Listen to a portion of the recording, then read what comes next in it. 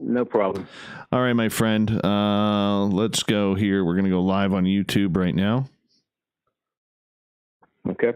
Hey, everybody on YouTube. Here we go. Another night, as it's Wednesday night, everyone. Wednesday night, which means we're halfway to the weekend.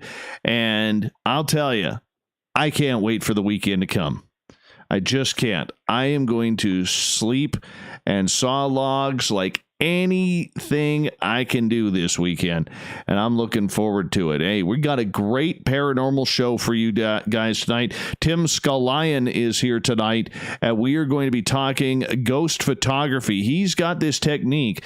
By God, if he hasn't patented it yet, we're going to find out why, because some of his photographs are absolutely amazing. Amazing. Let's give a shout out to everybody in our chat room so far. Wayland, Walter, good to have you here. Pyridoxine, thanks for coming on out. Really appreciate you. Jessica, thank you for coming on in early. Same as you, beautiful Jules. Nate Rudd, you were awesome the other night on the show talking Bigfoot. Thank you. We're getting a lot of compliments on you, my friend. Hey, Sir Loin, I hope you are tenderized and maybe have a little spice to you tonight. Millennium, I did get your message on Instagram, and I messaged you back. Go for it, dude. Go for it. Hi, Renee. Thanks for coming on in. Brett, good to see you here again. And I know this is going to pack up pretty darn quick, as Tim Scullion is our guest tonight on Spaced Out Radio. Tim, how you doing, man? Are you looking forward to this one or what? I am. I think we're going to have a great conversation, and we're going to talk about stuff that up until a few years ago, I could have never believed. But I started out a skeptic, and I'm a full-on believer because I've got photographic proof. Beautiful. Beautiful. And you know what I want our audience to do tonight? I want them to go over to Google, and I want them to Google Tim Scullion ghost photographs. Honestly, guys, this is incredible. This is absolutely incredible. Hey, Jim Christie, Lou Fawn, welcome back to the show tonight. We're about 3.5 minutes away from launching tonight, and I'll tell you, make sure you give us that thumbs up. Make sure you give us that, hit that bell thingy, and if you haven't hit subscribe yet on the channel, please do so. Hi, Spook Cat. Tim, where are you located? Are you in West Virginia? No, I'm out of Williamsburg, Virginia. Oh, Virginia. Almost on the East Coast. Nice. Yeah. Nice. Really appreciate it. Really appreciate you staying up late for us, man. Really appreciate that. Hey, I'm used to it. I'm a ghost hunter. Yes. Yes, we're going to have a good time talking some ghosts tonight, man. We're going to have some... I'm ready. Yeah. All right. So we got about 2.5 minutes here. And hey, Spookles the cat, good to have you here. PBR, thanks for coming on in.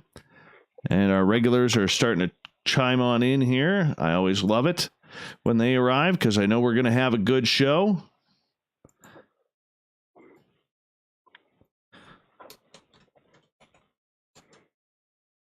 And go from there. Go from there. Stu Gerson. The Stu Gerson. Jason McDaniel, you have a good night at work tonight. Thank you for dropping in the chat room, saying hello, and then taking off to work. Life Dweller, thanks for coming on in. All right, we got about 2 minutes, guys. 2 minutes. Yeah, this is going to be a good one. Tim's work is incredible. And this is another great find by our booking coordinator, Corrence, the booking guy. And I'm very much looking forward to this. We don't do a lot of paranormal shows, but when we do, we want good guests. And I have a feeling tonight is going to be absolutely fantastic for all of us. Absolutely fantastic. Hey, Jen, how are you? Good to see you here. Your hair is looking lovely in the dark brown color, by the way. All right, here we go. We're going to start the one feed, Tim. And that is now underway. The Desert Clam, how you doing, buddy? How you doing? Yes, the Stu Gerson. Don't mess with it, Stu. It works for me. Go 66, good to have you here. Thanks for coming on in. Bill WD40, always a pleasure. All right, we are about 45 seconds away. So, Tim, what I'm going to do is I'm going to read an intro to the show, an intro to you, and then we will be off and running, okay? Okay. Yeah, man. Now, just if everybody is scoring at home, Tim does have a very well-maintained and nice beard, great mustache, and fantastic hair. So let's make sure we give a lot of compliments on the YouTube chat about that, all right? Because you know how we feel about good hair and great facial hair around here. So make sure you hang on out with us. Okay, final tweet is going out. And let's move that over here so I can actually see it. We got the signal on, and we are hot and live in 3, 2, and 1. Music's on YouTube, and the super chat is open. Give us a thumbs up if you don't mind. Hey, Steam Train, good to have you here, buddy. All the way down in Australia. Please let me know if I am alive tomorrow and how tomorrow is looking for us. Joke's on you. Thank you for coming on in. Here we go. Let's have a great show, everybody. From the mountains of central British Columbia to you listening around the world, this, my friends, is Spaced Out Radio. I am your host, Dave Scott, sitting in the captain's chair of SOR headquarters. We welcome you to tonight's show on our terrestrial affiliates across North America and digitally on TalkStream Live and Revolution Radio. Now, if you want to take a listen to our archives, they are free at youtube.com/Spaced Out Radio. Do old Davey the favor, hit that subscribe button. Follow us on Twitter at Spaced Out Radio Show and our brand new Instagram page at Spaced Out Radio Show. Our website is spacedoutradio.com, where we have a plethora of features for you, including rocking out to Bumblefoot and reading up on Captain Shirk's SOR Newswire. Tonight's show is brought to you by Chive Charities. Help make the world 10% happier by visiting Chive Charities today. You can find them on our website. Tim Scullion is a published author, photographer, and musician. He has completed a 2-year photographic study of Colonial Williamsburg. Out of over 10,000 photographs taken, only the very best were chosen, about 230, to document ghosts and other apparitions of all sizes, shapes, and colors. Somehow, he has been able to unlock techniques to consistently photograph residents of the other side, and his work has included historical backgrounds as well as paranormal experiences and personal insights to accompany each house and building in the world's largest living museum. His website, timscullion.wordpress.com. If you want to check it out, I highly suggest you do. Then at the bottom of hour number 3, I will bring you the SOR Newswire, brought to you by Paranoia Magazine. Tim Scullion, always a pleasure to have a new voice on this show. Thank you so much for staying up late all the way over in Virginia, the beautiful state there. Welcome to our show. Thank you so much. Ready to have a great conversation about paranormal. So, you believe in ghosts? At one time, I did not. It took an experience that I had with a tour group. Let me back up just a little bit. About 2011, I was giving historical tours, strictly historical tours of Colonial Williamsburg, and the company that I worked for, they said, "Hey, would you like to give ghost tours?" I said, "Sure, why not?" So they handed me a script. I memorized the script. I passed the test, and I started taking people out. And about 2 weeks into this venture, I saw a woman take a photograph, and she showed it to me, and it was a full-blown apparition, not just an orb. It was a ghostly apparition. So me, the skeptic, I started doubting my own skepticism.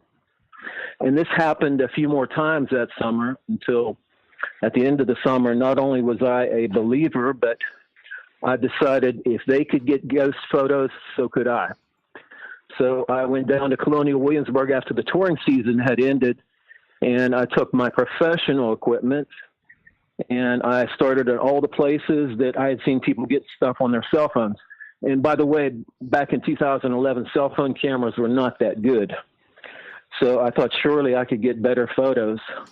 Now, the first night out that I tried that, it was a miserable failure. So I was kind of discouraged, and it took me about 6.5 weeks until I tried it again. And that night, I got something amazing. And basically, I've been hooked ever since. Now, what did you know about ghosts, paranormal, spirits, communication before this event, before you started to do this? Basically nothing. And people ask me, why were you a skeptic? I had no reason to believe. I had never had any type of an experience. I had never met anybody who personally had an experience. Of course, I've seen stuff on television and on movies, but I took that with a grain of salt.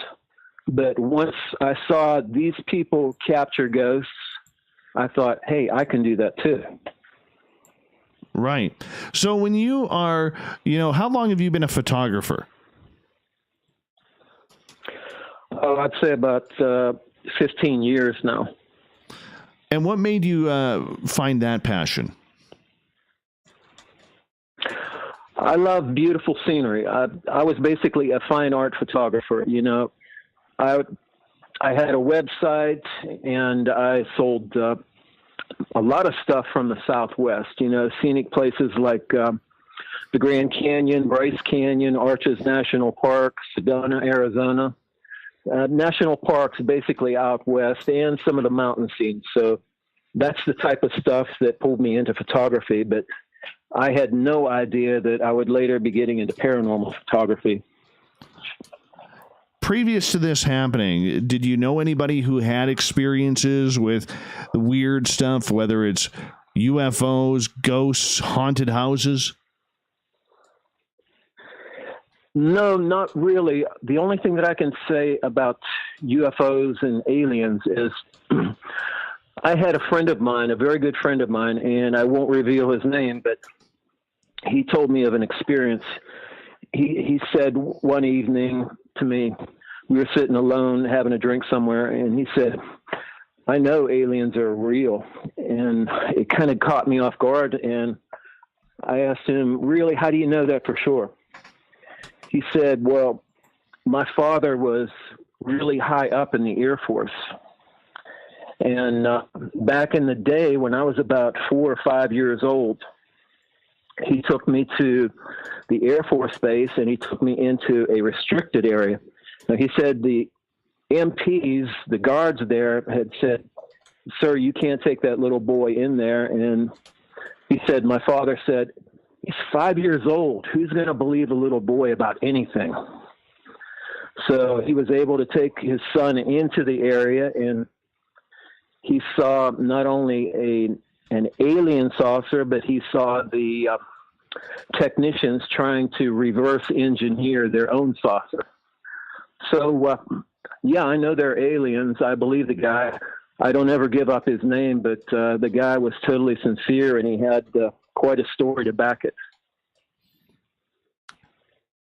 So for you, how did this journey continue? You decided to go get some photographs, and you caught something. What did you catch? I captured a full-blown apparition at, well, I shouldn't say full-blown because it was just a face. But here's the thing about the face. It was at one of the most malevolently haunted places in Colonial Williamsburg. And I captured something there that I couldn't understand. And I had done my research. I had looked at the place historically, and I couldn't figure it out. So I went and I talked to some of the interpreters that worked at this place. And so what they told me wasn't written down in any of Colonial Williamsburg's historical records, but they said that there had been a man that had come to the Peyton Randolph house. That's the name of the place. And he was there to visit Randolph because Randolph was a well-known lawyer at the time. And he was ushered into the waiting room because he was a really important guy. You couldn't just walk in to see him. So once he was ushered into the parlor to wait on Randolph, evidently he was so distraught with something going on in his life that he pulled out a pistol, put it in his mouth, and ended his life there. So the face that I captured in the window had the area around the mouth and the nose all black and mottled, and that's what I couldn't figure out why. What's wrong with this face? Why didn't I get a full-blown face? And suddenly I had a story to back up the photo, and that just pulled me head on into taking paranormal photos. So like you just read a few minutes ago, I took thousands of them. And at the end of about 2 years, my friends and family said, "Hey, you've got some really great photos. You should publish a book." So I started querying different publishing companies, and I got a free book deal. That is awesome. Tim Scullion is our guest tonight on Spaced Out Radio. Tim, you do this at a museum. Let's talk a little bit about this museum where you are at. Could you tell us about it, and what's the historic value for those who may not know? Okay, it's supposed to be the world's largest living museum. It's on 300 plus acres, and it has the largest collection of 18th century original homes in the United States, which is 88 on their property. And in addition to that, it has over 300 other buildings that have been reconstructed on the same foundation to appear as they did in the 18th century. So the historical significance is that Williamsburg at one time was the capital of Virginia from 1699 till 1780 when Jefferson moved it to Richmond. So being the capital, it was the center of all political activity, and that is included in the Revolutionary War. So you're getting a lot of the founders of the country into Williamsburg. I'm talking George Washington, Thomas Jefferson, Patrick Henry, Thomas Paine, and even Ben Franklin has been here. So it was a cradle for the democracy that would soon come after the Revolutionary War. So being that it's so significant to American independence from England, they try to emphasize that in not only in the interpretations that they do historically in and around Williamsburg, but they also have actors that come and give speeches and pretend as if they're trying to incite the crowd to revolution. And they have sometimes military reenactors come in here and reenact some battles and encampments.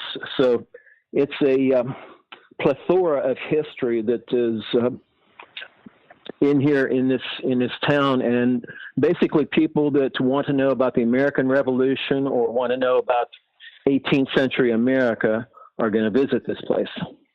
So it's very significant in the formation of the country. Exactly. Now, with that and all of those buildings there, is every building haunted, or is it just the land? What do you think? Well, I'll tell you how I found out how to answer that question. Originally, I thought that I had to go only to the 18th century buildings because the ones that were reconstructed couldn't possibly be haunted. And that was because I had only seen people on my tours capture apparitions at 18th century structures. So I went along with that belief until quite by accident I found that a home that appeared, just the corner of this home appeared in a wide angle shot of a home that was originally 18th century. So the home next to it was a rebuilt home, and that's where the ghosts were. And so I soon found out after that particular photo, I started going to even the reconstructed places. And so I have to say it's the land, it's the property. It's not necessarily the building that contains the ghosts. Interesting. Well, in the next half hour, we are going to get into a lot of these ghost stories that you have collected along with the photographs, because I want to have you break some of them down for us tonight and tell us the stories. But how haunted is this place? Well, it's extremely haunted. I would say that there is not one building in this town that does not have multiple ghosts in it. And not only am I talking about the buildings themselves, but the ghosts are also walking the streets. I've photographed them on the streets walking up and down. So a lot of people think that ghosts are confined to one house, and I found that simply to be not true. And these pictures of apparitions that I've captured outside of homes and walking is my proof to answer that question. All right. So the fact that they are mingling, living their daily lives through the spirit world, has it ever made you wonder, are they the ghosts or are you the ghost? You watched that film, The Others, with Nicole Kidman a while back? I haven't. I have not. That's the same premise that you were just suggesting. But the only thing I can tell you is I know that I'm here. I don't know that I could reach out and touch them, but I can reach out and touch myself. So I am here, and that's my proof. And as far as them, they're going to have to prove to me. Well, I don't know that they will, but they prove to me through the photographs that they are there, even though I can't reach out and touch them. Although I must say that I've been touched by them. It's awful cold. So in your opinion, totally away from the museum, has it left you with the wonderment of, is there really life after death? I fully believe there's life after death. I believe I've studied up on this because I was so curious about this, and I found a number of different scientists that have come up with logical, scientific explanations for what they believe to be life is, which is electromagnetic in nature. And it's interesting that we have bodies that are inherently magnetic because we have water with iron flowing through the bodies. And one of the interesting hypotheses that I've read about was a man who studied Einstein physics, and his name was Janusz Slawinski. He was out of Poland. And what he concluded from two scientific facts. The first scientific fact is that all humans give off photons of light. We have a standing rate of photon emission. And the second scientific fact is that every living thing, not just humans, when they die, they have what is a death flash. That's what scientists call it. And this death flash can be an electromagnetic radiation emission from the body of up to 1,000 times the standing rate of emission. So that, in their eyes, is the soul, the ghost, the spirit, whatever you want to call it, escaping from the body. Now, Janusz Slawinski called it an electromagnetic consciousness. So I read up on that, and this is coming from a theoretical physicist. And I also read up on a man named John Joe McFadden. Now, he studied the brain and the nervous system. He's out of England. And what he said was that scientists cannot find where the seat of human consciousness is in the brain. You know, they're looking at different regions of the brain, and they cannot find the seat. So because of these studies, because of these efforts that have been unfruitful to begin with, he's speculating, he's hypothesizing that we have an electromagnetic consciousness that exists not only within the brain, but throughout the body. And he said what he's talking about is the center of consciousness. And he gave an example of when you're looking at a tree, you have thousands of different cells in both of your eyes that are picking up just a speck of that tree. Where does all of that information coalesce where you come to the realization that, hey, I'm looking at a tree? He said that is what we're looking for, and that seat of the consciousness cannot be found in any specific region. Therefore, we believe that it's electromagnetic in nature. So suddenly I've been able to come up with a reasonable explanation for what ghosts or spirits are that satisfies my curiosity and my intellect. And so based on that, I become a full-blown believer in the fact that our electromagnetic consciousness, or our ghost, survives the death of the human body. I love this question by Prairie Fire in our chat room. Why do you think ghosts wear clothes? I think that ghosts are nothing more than a, shall we call it a hologram of light. Obviously, you cannot touch them because they're capable of incredibly fast movement, and they're not physical. They're made up of energy. And so what I believe that they are doing is projecting in a hologram of light their vision of how they appeared in life. And I'll tell you, a lot of times, not only, of course, they're clothed, but a lot of times they will appear younger than what they looked like when they were living. So evidently they're still a little bit vain too. Mm-hmm. So the ghosts that are hanging around this 88 building museum, how many ghosts are there hanging about? Oh, I can't really answer that question. There have been so many deaths in and around Williamsburg from two different wars. And first, the Revolutionary War, there were the nearby town of Yorktown is where the final battle for the Revolution was fought. And a lot of the sick and dying were brought back to Williamsburg to, I would loosely term them hospitals. They're nothing like what we know of today as a hospital.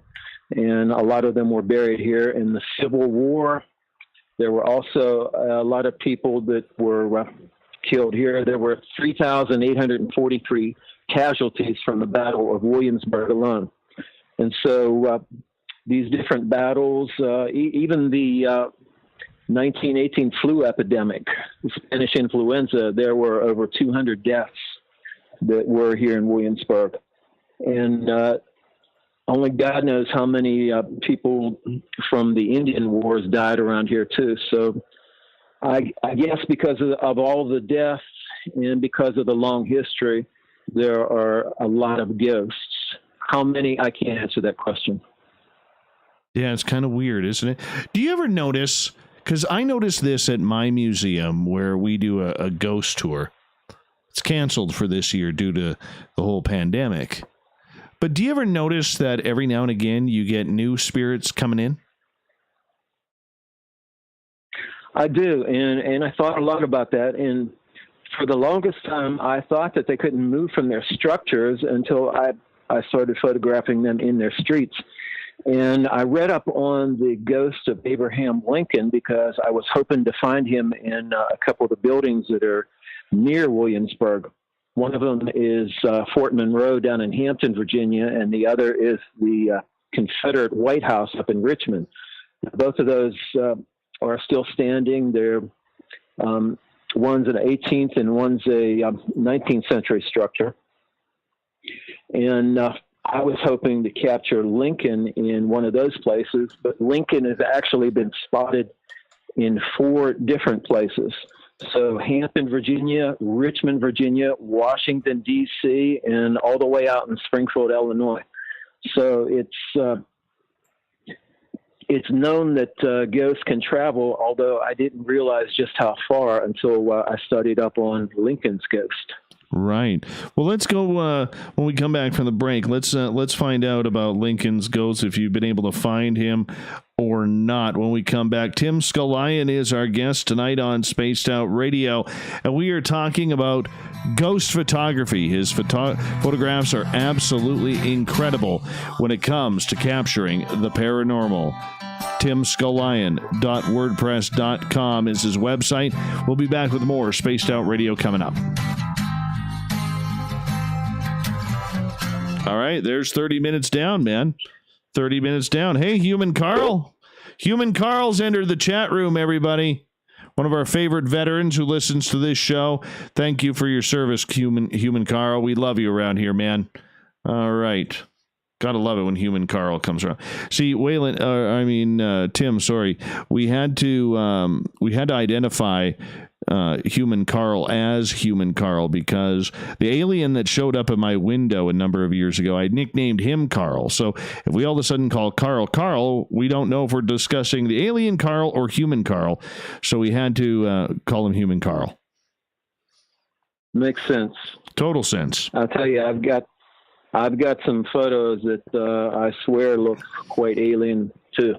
Absolutely, man. We're going to get into a bunch of those. I am so excited for this, man. So excited for this. You know, it was strange. I was taking a picture of formerly it was just a stable for horses, and it became a church for the black slaves after 1781. And so I was expecting to get some black parishioners or perhaps a preacher in the window, and instead I got an alien, and it just really freaked me out.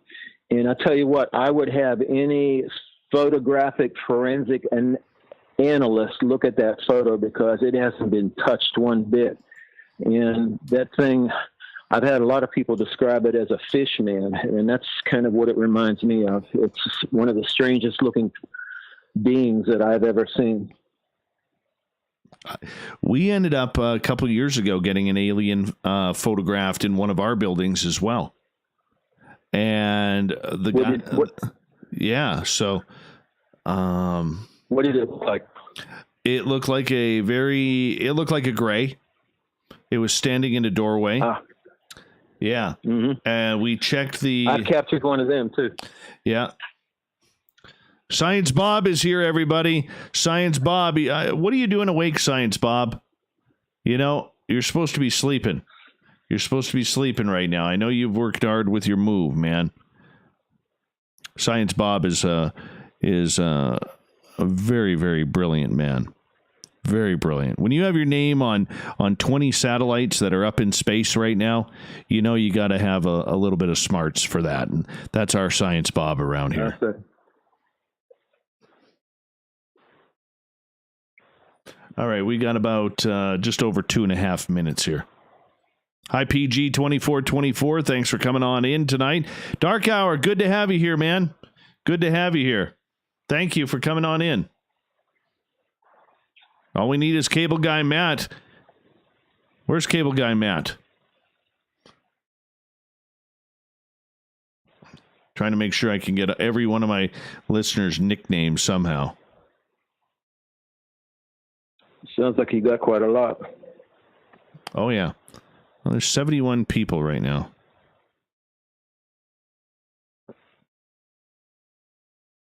All right. Just over 2 minutes.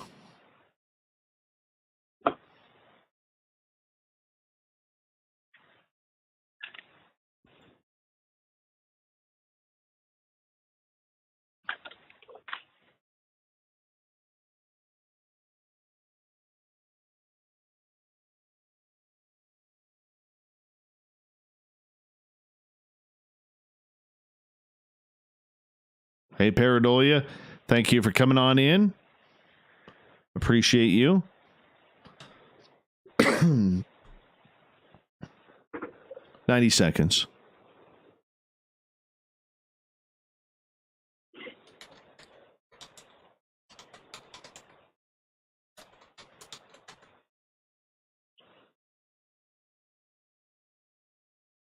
Hey, Greco, how is the baklava today? Give us an update on the baklava, if you don't mind. Justin, good to see you here.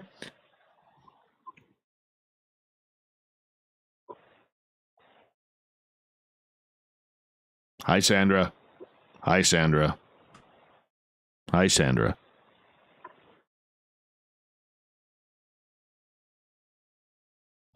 Yeah, we hit 167 people last night and 101 likes or thumbs up.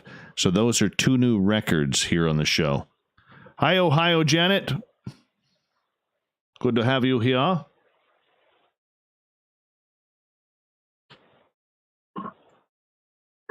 right, my friend, 30 seconds.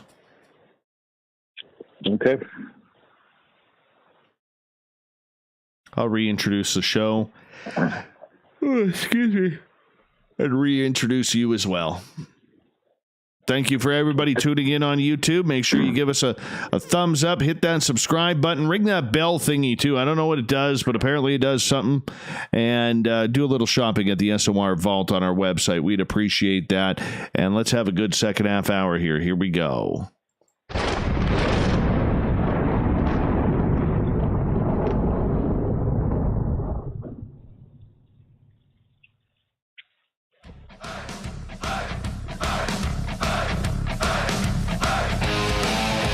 Welcome back to the second half hour of Spaced Out Radio tonight. I am your host, Dave Scott, sitting in the captain's chair of SOR headquarters, wishing all of you a very prosperous night. How are you? Thank you for joining us. Want to remind you that if you missed portions of this show or others, you can check out our free archives by going to youtube.com/Spaced Out Radio. Do me the favor. Hit that subscribe button. Our website is spacedoutradio.com, where we have a plethora of features for you, including rocking out to Bumblefoot and reading up on Captain Shirk's SOR Newswire. Follow us on Instagram, our brand new account, @SpacedOutRadioShow, and on Twitter, @SpacedOutRadio. Tonight we are talking with author and photographer and ghost tour aficionado, Tim Scullion. If you haven't seen his work, it's fantastic. His website, timscullion.wordpress.com. Tim, welcome back. Good to be back. Let's continue our conversation on all things paranormal. Absolutely, my friend. I'm looking forward to this. You know, right before the break, you were telling us about your museum where you do this tour, and you've been searching the buildings for a while looking for the ghost of Abraham Lincoln. Have you found him yet? I have not. I've photographed 2 of the 4 places that he's been spotted at, and as of yet, I have not been able to capture him. But I have been able to capture another famous founding father that I think you might be interested in. And what's interesting is that I visited his home first, and I could never capture anything but, I captured some ghosts there, and there was an interesting apparition that appeared to be a slave dressed in 18th century costume, and the slave was standing right between several women interpreters as they worked in one of the outbuildings of Mount Vernon. So, yes, I'm talking about George Washington, and I was hoping to capture perhaps an apparition of George Washington somewhere in the Mount Vernon home or in one of the many outbuildings that were there, but I was unsuccessful.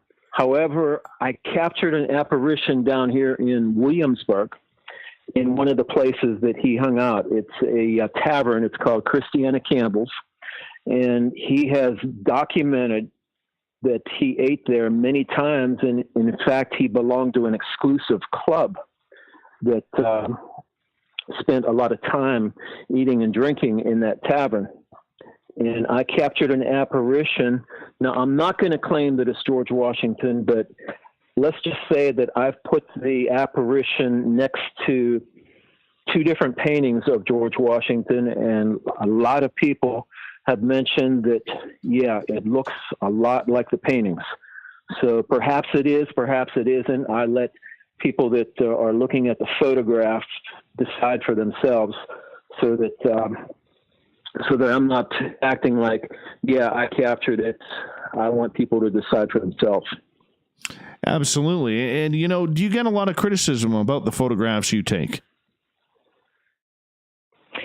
Every once in a while, I'll get an internet troll that tries to say, yeah, that's something that's been manufactured in Photoshop or some other type of a computer program. But here's what I've done, because I foresaw that coming, is I've set aside a whole file of photographs.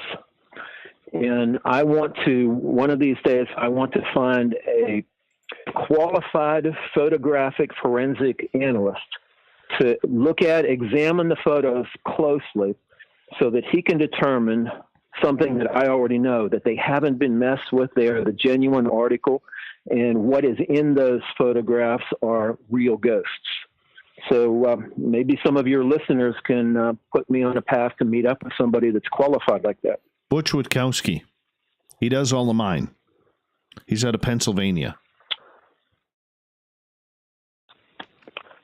Good. I will make a note of that. Perhaps after we're done, you can spell that name for me. Absolutely, absolutely. Now, Tim, with that that museum that you were at being one of the most haunted locations, not only in the state of Virginia but probably on the eastern United States, you're looking for all sorts of ghosts and spirits there when you are taking your photographs. What did you do to your camera to be able to get the manipulation to catch so many spirits in activity? Well, I'm not going to tell you everything that I've done, but it's not only what I've done to my camera, but also there are certain conditions where ghosts will appear more often than others. And through trial and error and through thousands of photographs, I've been able to pinpoint and to now pretty much take ghost photographs wherever I go. But it hasn't been without a lot of stress and without a lot of wasted photographs and a lot of different trial and error with different cameras and different lenses. And I've gone with flash, I've gone without flash, I've gone with UV light, infrared light, full visible spectrum. I've done it all. Really? And how long did it take you, or how many years of tinkering did you have to go through before finding the right combination?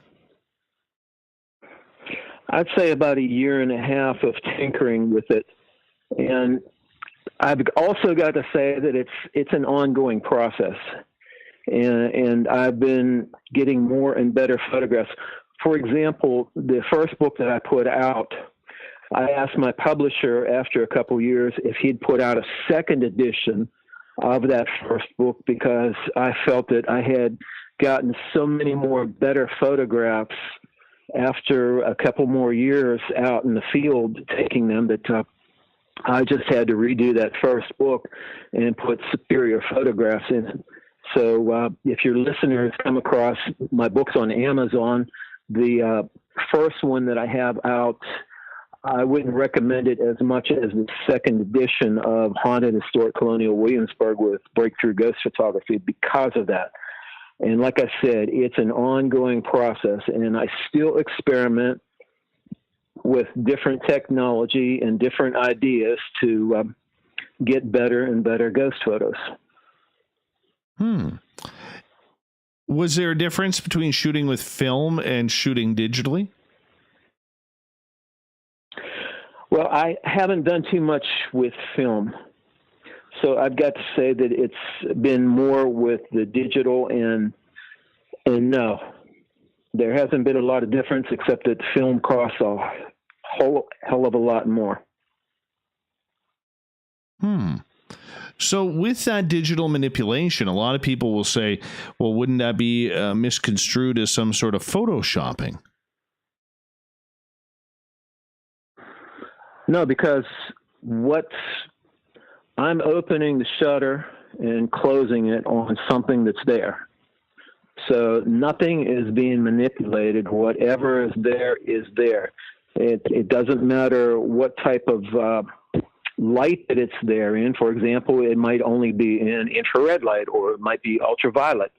Or I've had plenty of success with just visible spectrum light. So no, it's not any type of manipulation if the camera captures it when it opens the shutter and closes it. Now, afterwards, if it's being doctored up, then yes, then you could say that. But about the only doctoring that I ever do is sometimes I will sharpen the photo, sometimes I will degrain the photo, or simply turn up the contrast and the light in the photo to make whatever's there visible, not to create something that's not there. Have you, or let me reword this, How have you been able to communicate with the ghosts to make them friendly with your photography? I can't say that for certain, but let me give you two examples to know that, to voice that without me vocalizing it personally. First is very early on when I had just my first book out. I did a presentation in a place near Baltimore, Maryland, and when I went up there, they have a rather well-known psychic that was working with the paranormal investigators that I was speaking about my book in front of. And he came up to me immediately and he said, I knew who you are and what you do without ever meeting you. And I can tell you this, the ghosts know too. So that kind of took me by surprise because I'm not psychic myself. I'm not psychic in any way. So I had no way of knowing that. And the second experience that I had is kind of bizarre too, but evidently it's proof that the ghosts are coming around me for whatever reason. For example, do they know what I'm doing? Well, according to that psychic, yes. Do they know that I'm sincere and that I want to let people know that there is an afterlife and that there is spirit world? Yes. But the experience is that one evening I went to bed and my wife was already there, and I got into bed, and she said that about 2 hours later, after I was sound asleep, that she woke up because she heard something in the room. And so she just peeked. She didn't open her eyes fully. She just peeked out almost through her eyelashes, and she said that she could hear murmuring. And as she's looking, there's about 30 ghosts that are floating above me and all around me. She said every different type of ghost that you could possibly think of, whether it was a full-blown dressed apparition, whether they looked skeletal, whether they were shadow people. She said just about every type of ghost was hanging over you. And the next morning she told me this, and she said, I think you need to back off of this paranormal photography for a while because that was pretty scary. And I thought about it, and no, I'm not going to back off of it. So I've got to say that so far that I haven't been hurt by any of the afterlife persons that I've met in going out into the field in all types of weather in all different places. And I've got to say that I don't just do photographs in Colonial Williamsburg. I've been all over the country now. I've been out to Las Vegas. I've been to places in Arizona. I've been up in Pennsylvania, Washington, D.C. And I'm trying to basically hit some of the most haunted places, not only in the United States, but I'd like to eventually come to Canada too and hit some places up there, perhaps even your museum that you conduct tours at. Absolutely. And now you brought up an interesting part, because one thing about the tour that I take part in is we have noticed that weather has a lot to play with spirit activity, especially if there's thunderstorms out. Have you noticed that as well? Absolutely. Absolutely. Thunderstorms are a great time to get ghost photos. Evidently, the positive and electrical charges that are being exchanged between the earth and the heavens somehow have enabled ghosts to make much better appearances. And so there's an increased amplification of not only the number of ghosts that are showing up, but also how well they show up. So the pictures are much clearer. So yeah, thunderstorms, or even, I don't recommend people going out in thunderstorms, although, yeah, I've done it. But right before or right after is also a good time to go out and take photographs, because evidently that charge is still in the air and they're very active. What about during the winter time with snow? not a good time. I don't recommend it too much. See, ghosts are electromagnetic energy, and obviously they don't eat like we do, so they have to have an energy source. And I believe that when ghosts touch us, and I've been touched many times now, that it's not that the ghosts are cold, it's that they're capable of draining our heat energy out of us. They're absorbing it, and it's basically they're taking some of our life force out of us to be able to appear or to do something else. So, yes, I wouldn't recommend going out so much in the cold weather as the warm weather, because I have photographic proof that they're so much more active during warm weather. And I believe it's because there's more energy to be absorbed from them, whether it's heat energy or light energy. That makes sense. Tim Scullion is our guest tonight on Spaced Out Radio. Tim, with the photographs that you have taken that have really blown the world or the minds of many in the paranormal world, you know, a lot of people question whether or not, you know, you have an agenda, you are real, you are fake. We all go through it. I go through it with my experiences that I've had and trying to promote them on the radio show. I mean, we all have our critics. How do you deflect the attention from your work from those out there who are saying that really you're doing something that you shouldn't be doing? Well, first off, let me approach that from the original angle, which is, how do I deflect the criticism that people are saying that it's fake? One of the biggest ways that I can do that, you found out earlier tonight, was that I conduct tours. And on these tours, I show the people on a Samsung Galaxy, so it's a large computer notebook. I will show people the photos that I've taken at a particular house or building in Colonial Williamsburg. But not only do I show them the photos and give the historical explanation and the possibilities about who the ghost might be, I also encourage every single person in my tour to try to take photos, and I point to the exact windows where I got the photos. And so, saying that, I am getting a growing army of people that have successfully captured ghosts in Colonial Williamsburg by listening to me about pointing their camera in certain places and capturing them, so that I have not only witnesses to what I've done, but they've also captured their own photos. Now, as far as people saying that I shouldn't be doing this, let me say this. I'm a Christian, but I've been attacked by other Christians for saying that there's no such thing as ghosts and I shouldn't be doing this. And I can't argue with what I get on my camera. That's all I can say. And some people say, well, it's nothing but demons impersonating people before. And I think it's really a demon, because I've captured a few demons, some really horrible, scary looking things. If they were really demons, wouldn't they have some kind of malevolent ulterior motive?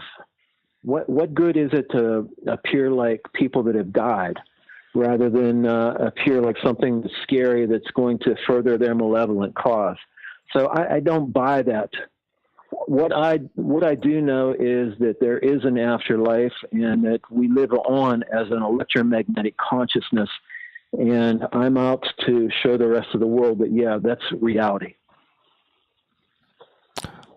All right. I accept that. I accept that too, because I mean, we all get our critics. We get ours who don't like this type of programming or think we're pulling fast ones on people with the evidence and everything that is kind of brought forward by our guests, such as yourself. But you know what? As long as there's a field like this, there's going to be those who just want to bring everything down, right? Right. Can't avoid it. Exactly. Tim Scullion is our guest tonight on Spaced Out Radio. We got about 4 minutes here before we have to go to break at the top of the hour. Tim, your photographs, how many of you caught these with entities on them that are just ultra clear? I'd say about several hundred. And the ones that are the ones that are ultra clear are in that file that I was describing to you earlier. That I would hand over to any photographic analyst to determine that they haven't been messed with.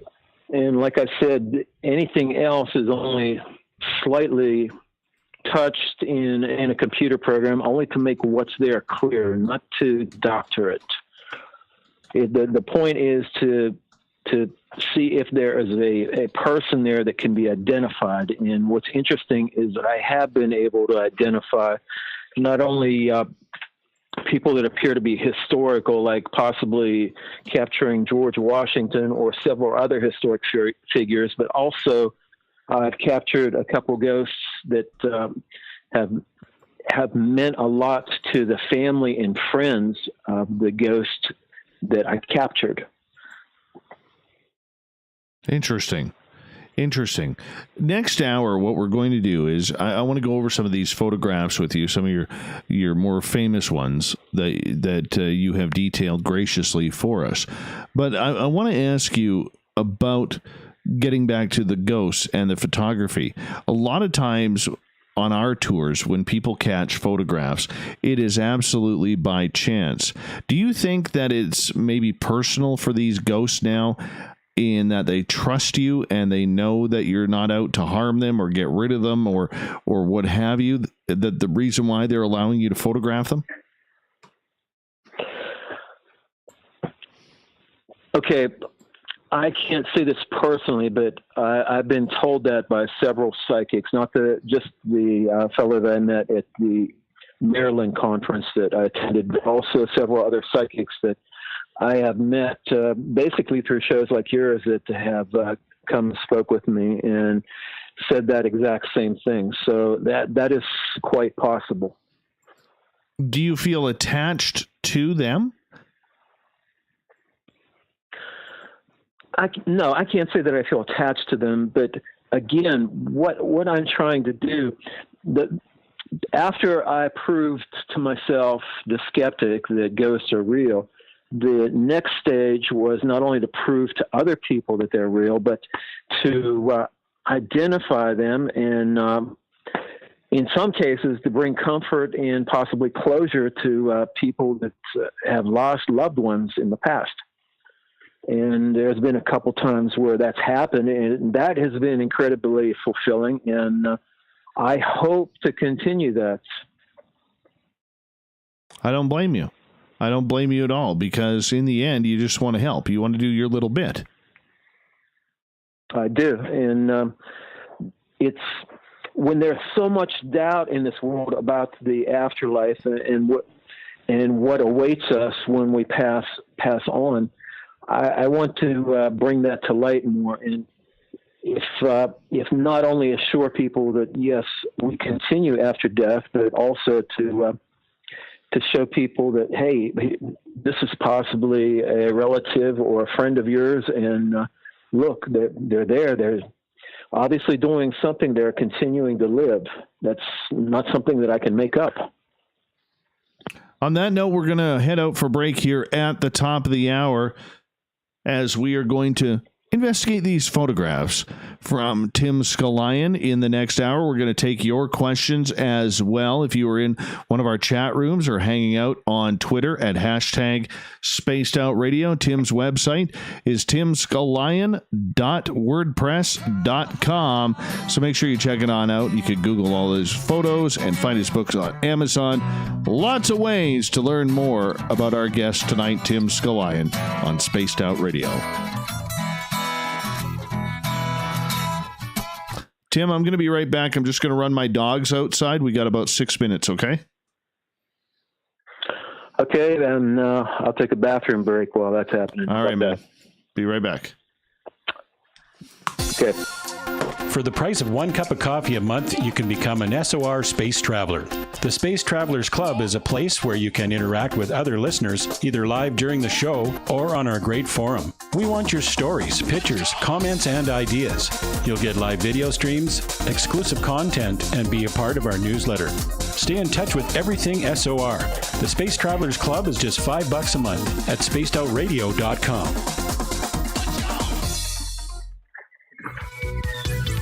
Hello, Space Travelers. It's me again, Carl. Don't forget to join the Space Travelers Club for just $5 a month and follow Spaced Out Radio on Twitter at Spaced Out Radio. Our Instagram, Dave Scott SOR. Our Facebook page is Spaced Out Radio Show. Our archives are free at youtube.com/Spaced Out Radio. Come woo it up with Spaced Out Radio today. Bye!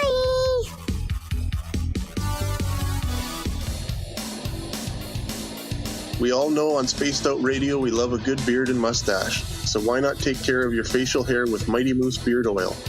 Made in Canada, we're taking care of beards and stashes around the world. We use 100% natural ingredients with our oils and balms to make your whiskers feel silky smooth. Use promo code SOR2019 at mightymoosebeard.com today.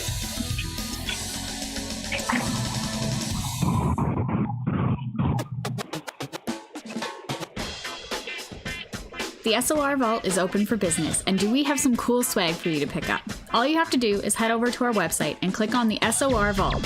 You have a variety of cool logos to choose from, and put them on anything you want. T-shirts, hoodies, hats, coffee mugs, you name it, we can get it to you. So do your shopping by supporting the store you love. Get your Spaced Out Radio swag at the SOR Vault today.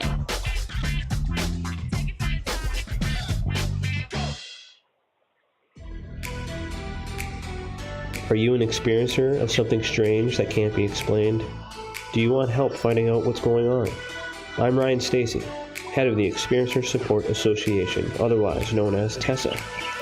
We've teamed up with Spaced Out Radio to investigate cases filled out in the SOR Sightlines report. We are independent and there's no cost to what we do. All we need is your experience. Let's find out what's happening together on the SOR Sightlines report. Hi there, this is the paranormal lawyer Michael W. Hall. I'd like to invite you to listen in each Sunday night where we're going to open up your eyes to everything strange and paranormal. I will be hosting some great guests with topics that affect us all, such as UFOs, ghosts, and everything paranormal.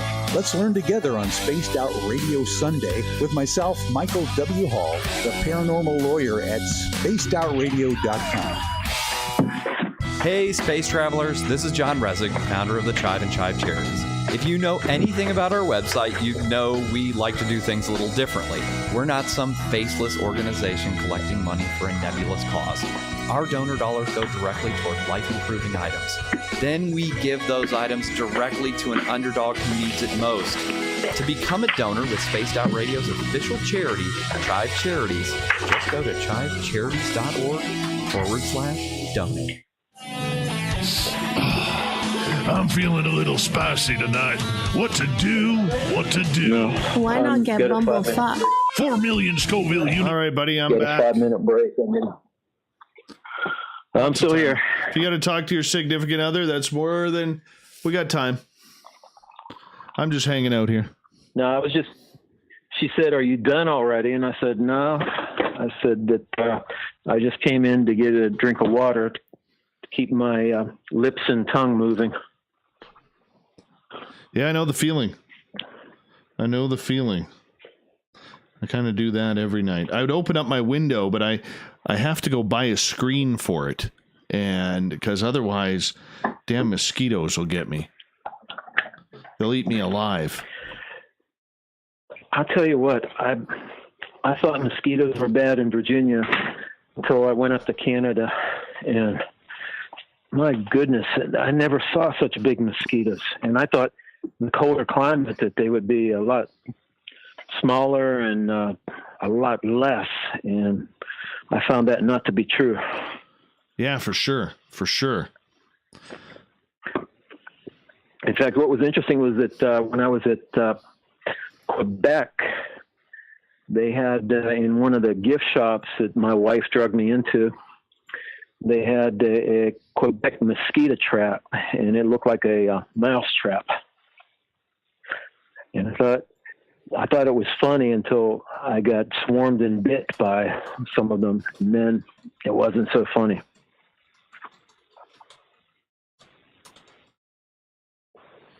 Yeah, they're not fun. They're not fun. We were in an area recently where, I mean, dude, it was insane. It was just insane in the middle of the forest.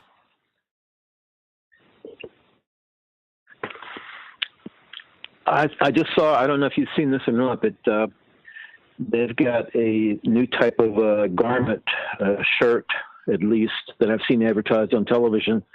And I believe they call it rhino skin.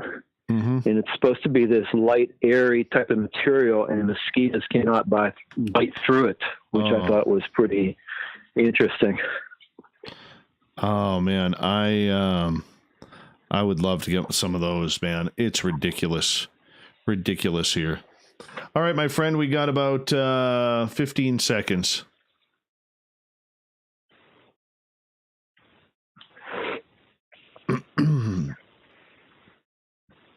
Here we go, everyone. Let's have a good hour number 2. Super Chat is open. And make sure you give us a thumbs up. Hit that like button and hit that subscribe button, too, if you haven't already. With Dave Scott. And that bell thingy, Follow whatever Dave that does. On Twitter at Spaced Here we Out go. Radio. And on Facebook, Spaced Out Radio Show. Hour number 2 of Spaced Out Radio is underway tonight. I am your host, Dave Scott.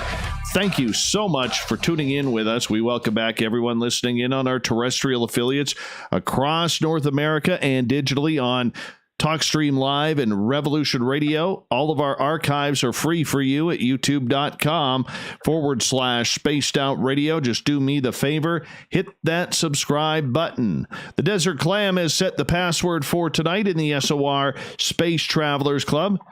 Tragomachalia. Tragomachalia is your password. Use it wisely, Space Travelers, as the Clam sets a password each and every night right here on Spaced Out Radio. Our website is spacedoutradio.com, where we have a plethora of features for you, including rocking out to Bumblefoot and reading up on Captain Shirk's SOR Newswire. Follow us on Twitter at Spaced Out Radio for the show. And what's our Instagram? Oh, yeah, we got a brand new Instagram at Spaced Out Radio Show as well. And on Twitter at Spaced Out Radio only. Drop the show. That's the way we do it around here.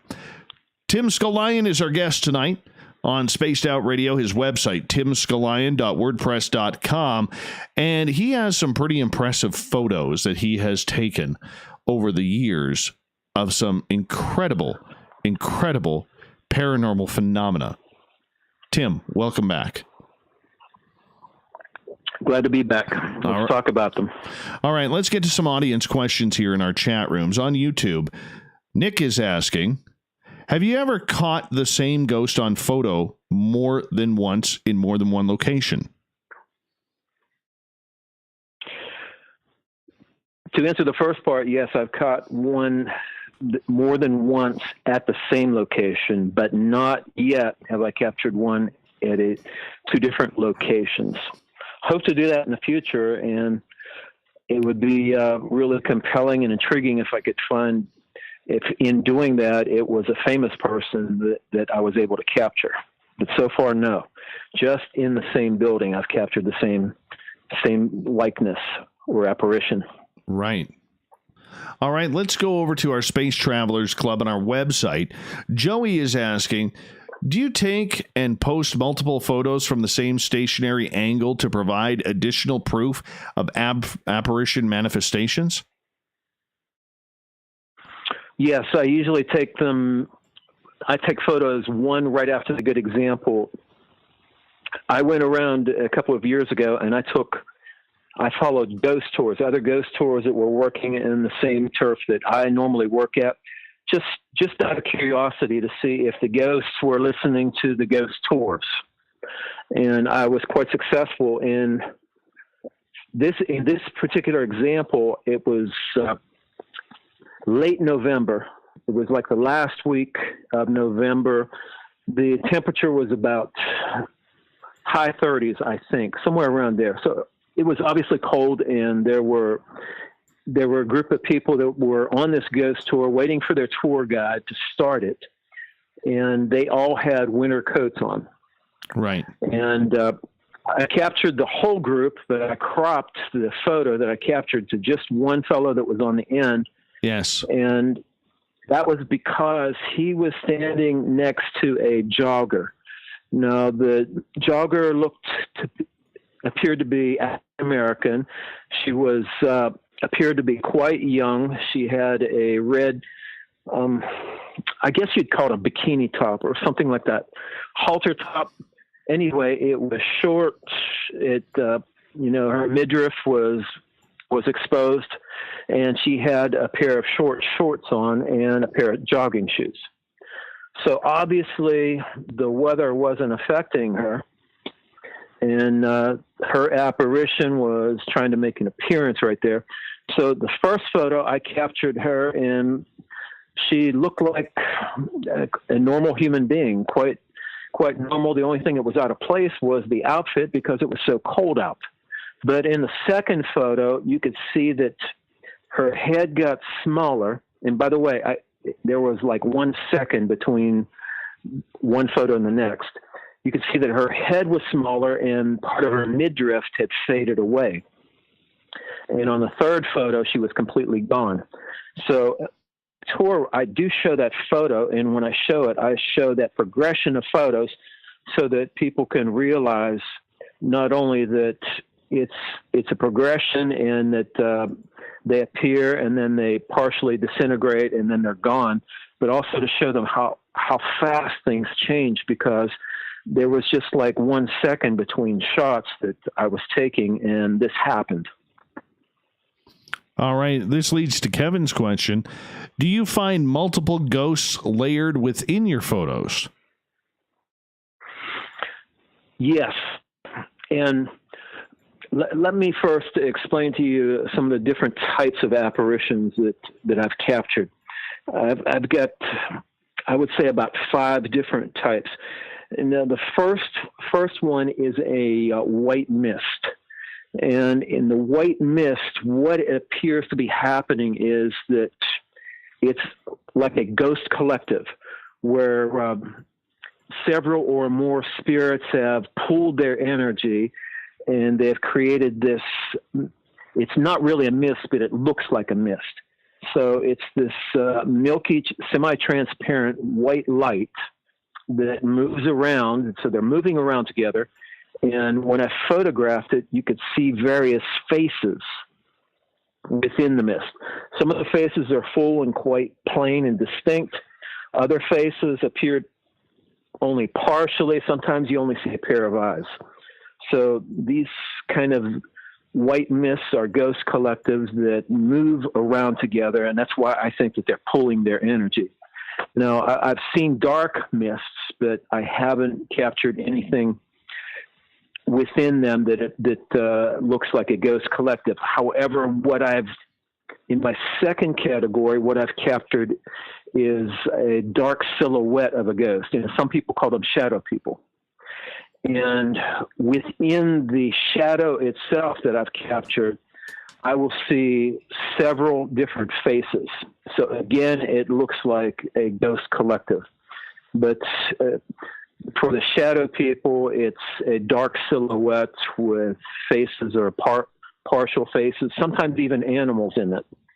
Now, the third type of a capture that I've captured many of is faces in windows or mirrors. And usually it'll be just one window pane, and the face will fill the window pane. However, saying that, going back to the listener's question, I will see partial faces in and around that. So it appears as if there is one dominant apparition that is able to make an absolute clear and distinct appearance, and there will be partial or blurred appearances. Usually the faces are much, much smaller than the dominant apparition that appears. And of course, the last type of apparition is absolutely the best one, and those are whole-body apparitions. And again, they don't necessarily have to be in windows or mirrors, but they come in two different types. One is a white. It's an all white, whether clothing or the clothing that they wear is all white. Hence, you get so many stories across the continent about the lady in white. And then the last type is a full color, full bodied apparition, which absolutely is the best kind because you get details about not only who the person was, but what time period that they came from. Interesting. All right. Greco is asking, why are ghosts bound by some sort of laws of physics and not others, in your opinion?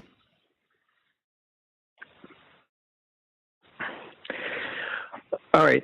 I can't speak from the standpoint of having a tremendous knowledge of physics. That said, I will tell you, I'll refer back to what physicist Janusz Lewinsky said.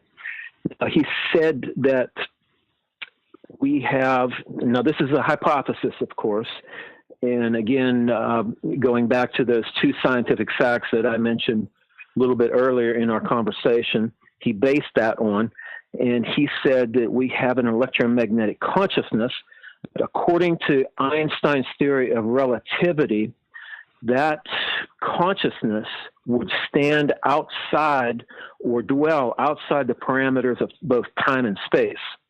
So what that is indicative of is that solid objects would mean nothing to them so that they could pass right through them, and time would mean nothing to them so they live on continuously or forever. So that's the best answer that I could give based on another physicist's knowledge, not my own. All right. Tim Scullion is our guest tonight on Spaced Out Radio. Let's go back to Joey in our Space Travelers Club, who's asking, Tim, do you take and post simultaneous multiple photos from the same angle? Actually, I think I asked that one already.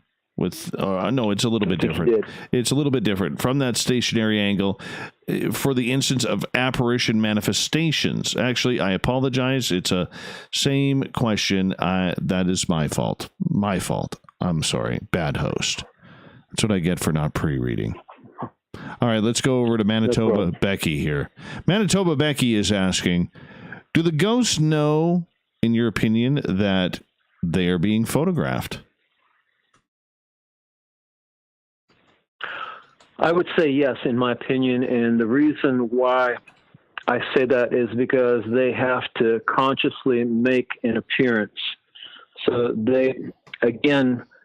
I believe that they are creating or recreating a hologram of themselves out of light because, once again, they're an electromagnetic entity. They're no longer flesh and blood. So I would say yes, that they know they are being photographed and they want to be seen, they want to be recognized because of that, because it's a conscious decision for them to recreate this hologram of how they appeared at some point in their lives. Do you think that some of them are dodging the camera? I would have to answer yes to that too, because I have many, many photographs where I have set up something and I will get nothing but a blur. And that's a tribute to the fact that they're incredibly fast in the fact that they did not want to be seen. And so they moved out of the aim of my camera. I might also add that I have one trickster ghost in Colonial Williamsburg when I go to photograph a certain house that ghost will mess with my tripod and try to knock it over. And that's happened 3 different times. And the first time it happened, it cracked my lens. And so I learned to hold on to the camera at that particular location because of this trickster ghost who evidently does not want to be photographed. Some of them have attitudes about that. Have you had a lot of troubles with that? No, I can't say that I have, but ghosts were one-time people, and there are some people that are loners that don't want to be seen, don't want to be heard. They just want to be left alone. So, that's fine with me. I'll go someplace else and try to photograph something else. Have you ever, during your photographing sessions of buildings, been violently attacked by a ghost that didn't want to be photographed? No, I have never been attacked at all.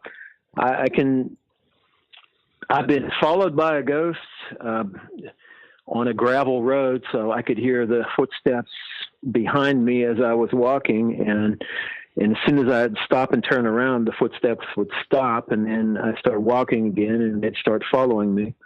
I've heard a woman scream several times at one site. I've been tapped on the shoulder at another site. I've had ghosts whisper things in my ears, and lots of different types of touches and taps, things like that, but nothing that's ever been violent. Not even at places that I know have malevolent entities in and around them, like one of the places I mentioned earlier, the Peyton Randolph house. However, I will say that I do pray before I go out for protection. So you are protecting yourself from any type of dangerous entities. Yes. All right, let's move. So with that said, so far I haven't been attacked yet. Well, that's a good plan. So I haven't been attacked yet. Let's go to Dronebeard and his question in the YouTube chat. How do you know they're actually ghosts?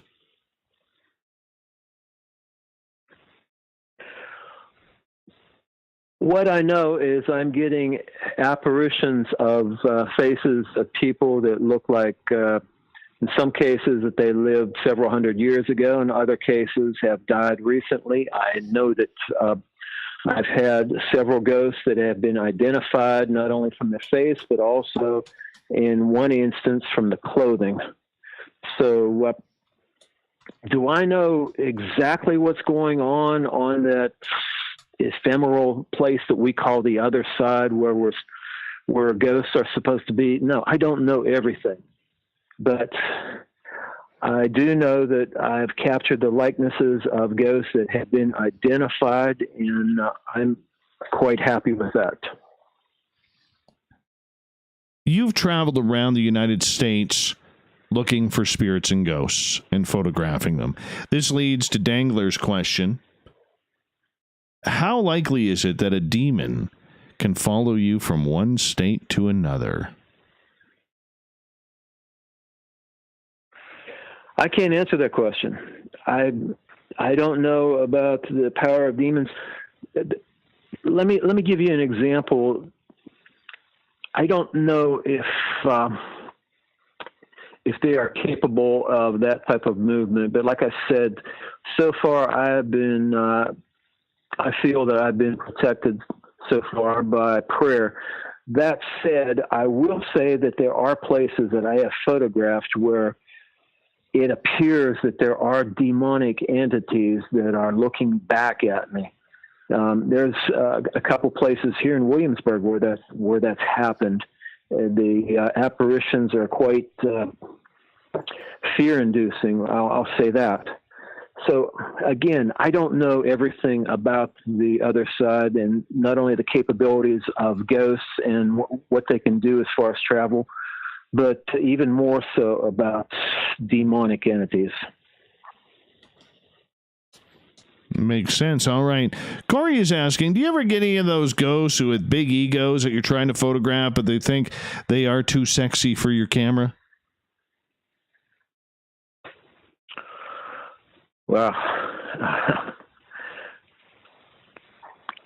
I tell you this, I've captured a couple of ghosts that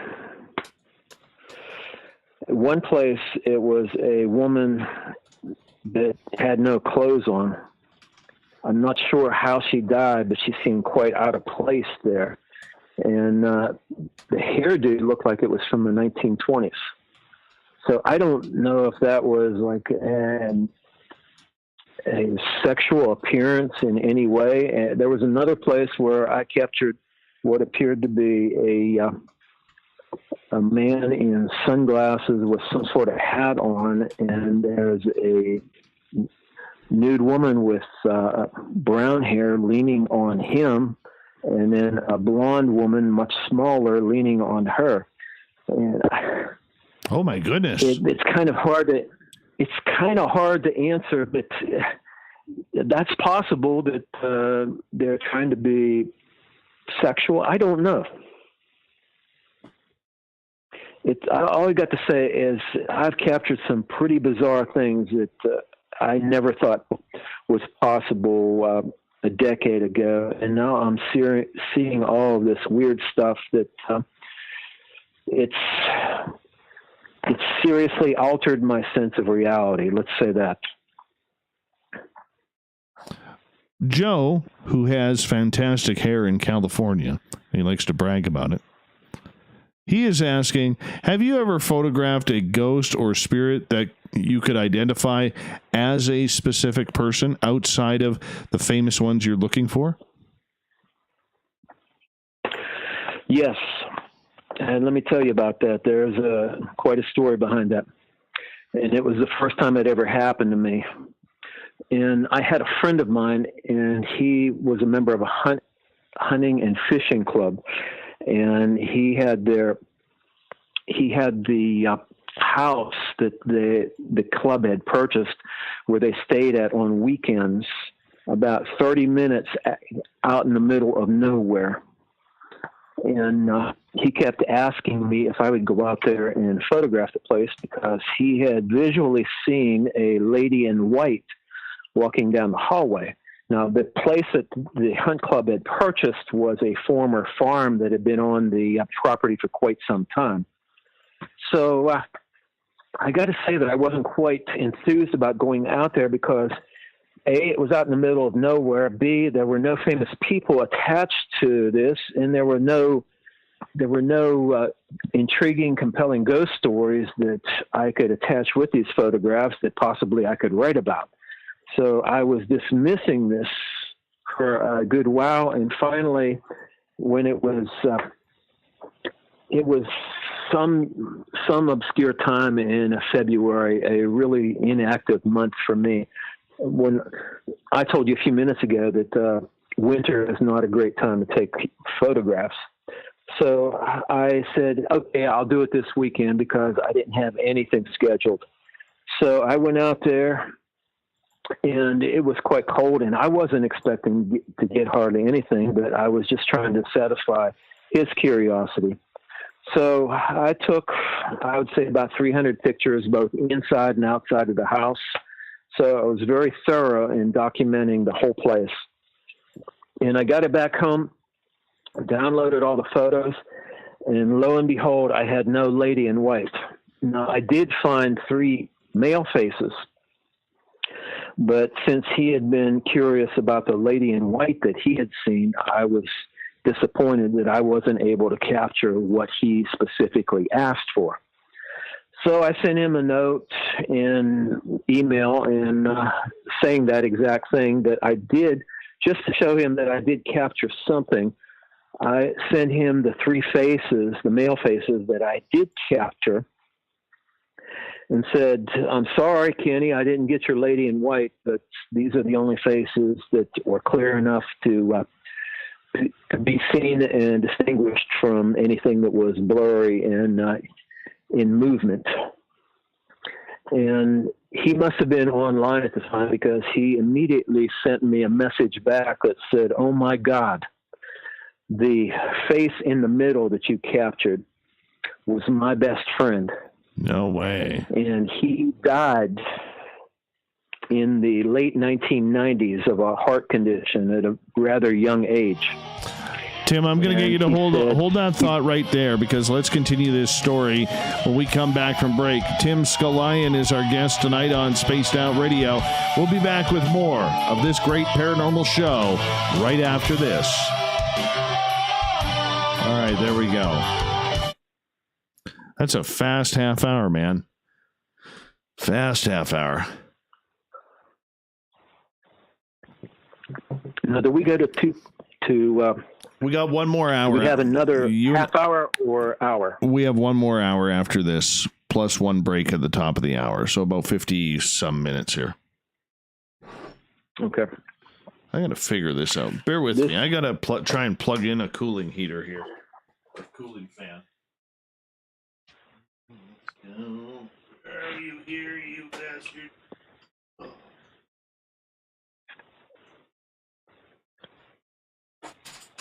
right. I think there's this will take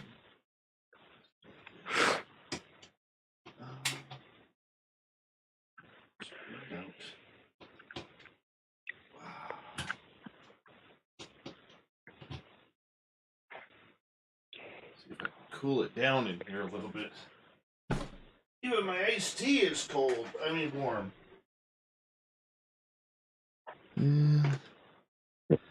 All right. So I turn that to high. I go there. That's.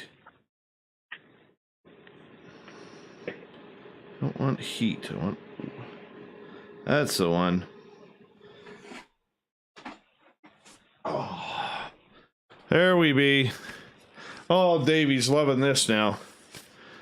All right. Old Davy's loving this now. Is that your dog? No, that's me. Third personing myself. Oh, okay. I thought you named your dog after yourself or something. No. Precluded it with the word old. No. That's just... Oh, this actually feels pretty damn good. We'll just put the old cool button on there. Give that a little swirling action. Oh, yeah. Look at that. Oh, man.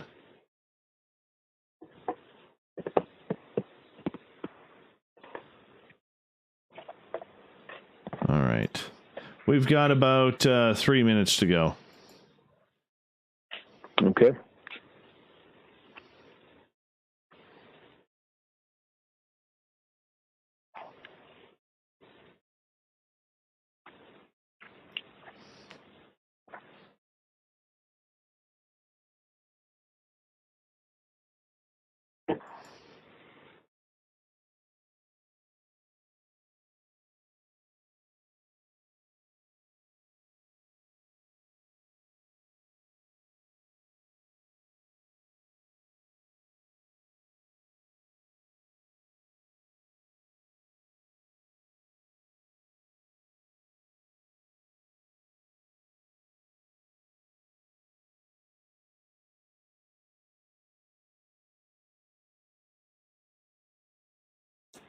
Just over 2 minutes, my friend. Okay.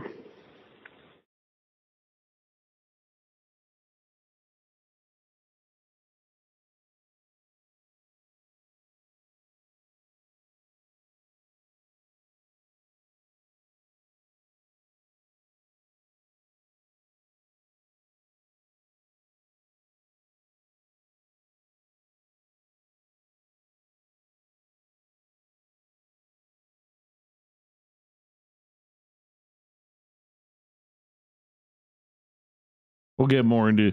I got a few more audience questions here. Then we'll get more into some of the photographs, the famous ones that you've taken. Okay. Okay. Sure. 90 seconds.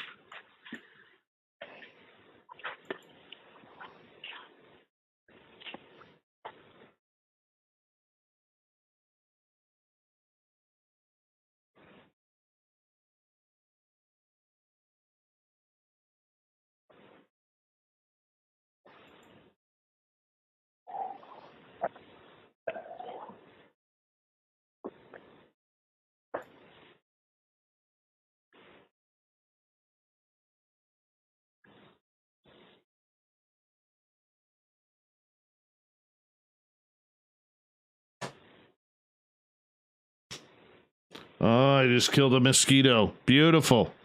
Beautiful. I'm happy about this, man. Happy. I don't blame you. All right, we're into our final commercial here. Want to remind everybody on YouTube, the Super Chat is open. If you haven't already, give us a thumbs up for the show or down, your choice. Hit that bell thingy. Don't know what it does, but apparently it's important. And, of course, make sure you are subscribed. Do a little shopping at our website, spacedoutradio.com. On the vault, we got some great swag to support this show there. And, of course, you can join the Space Travelers for $5 a month. Here we go with the second half of the show.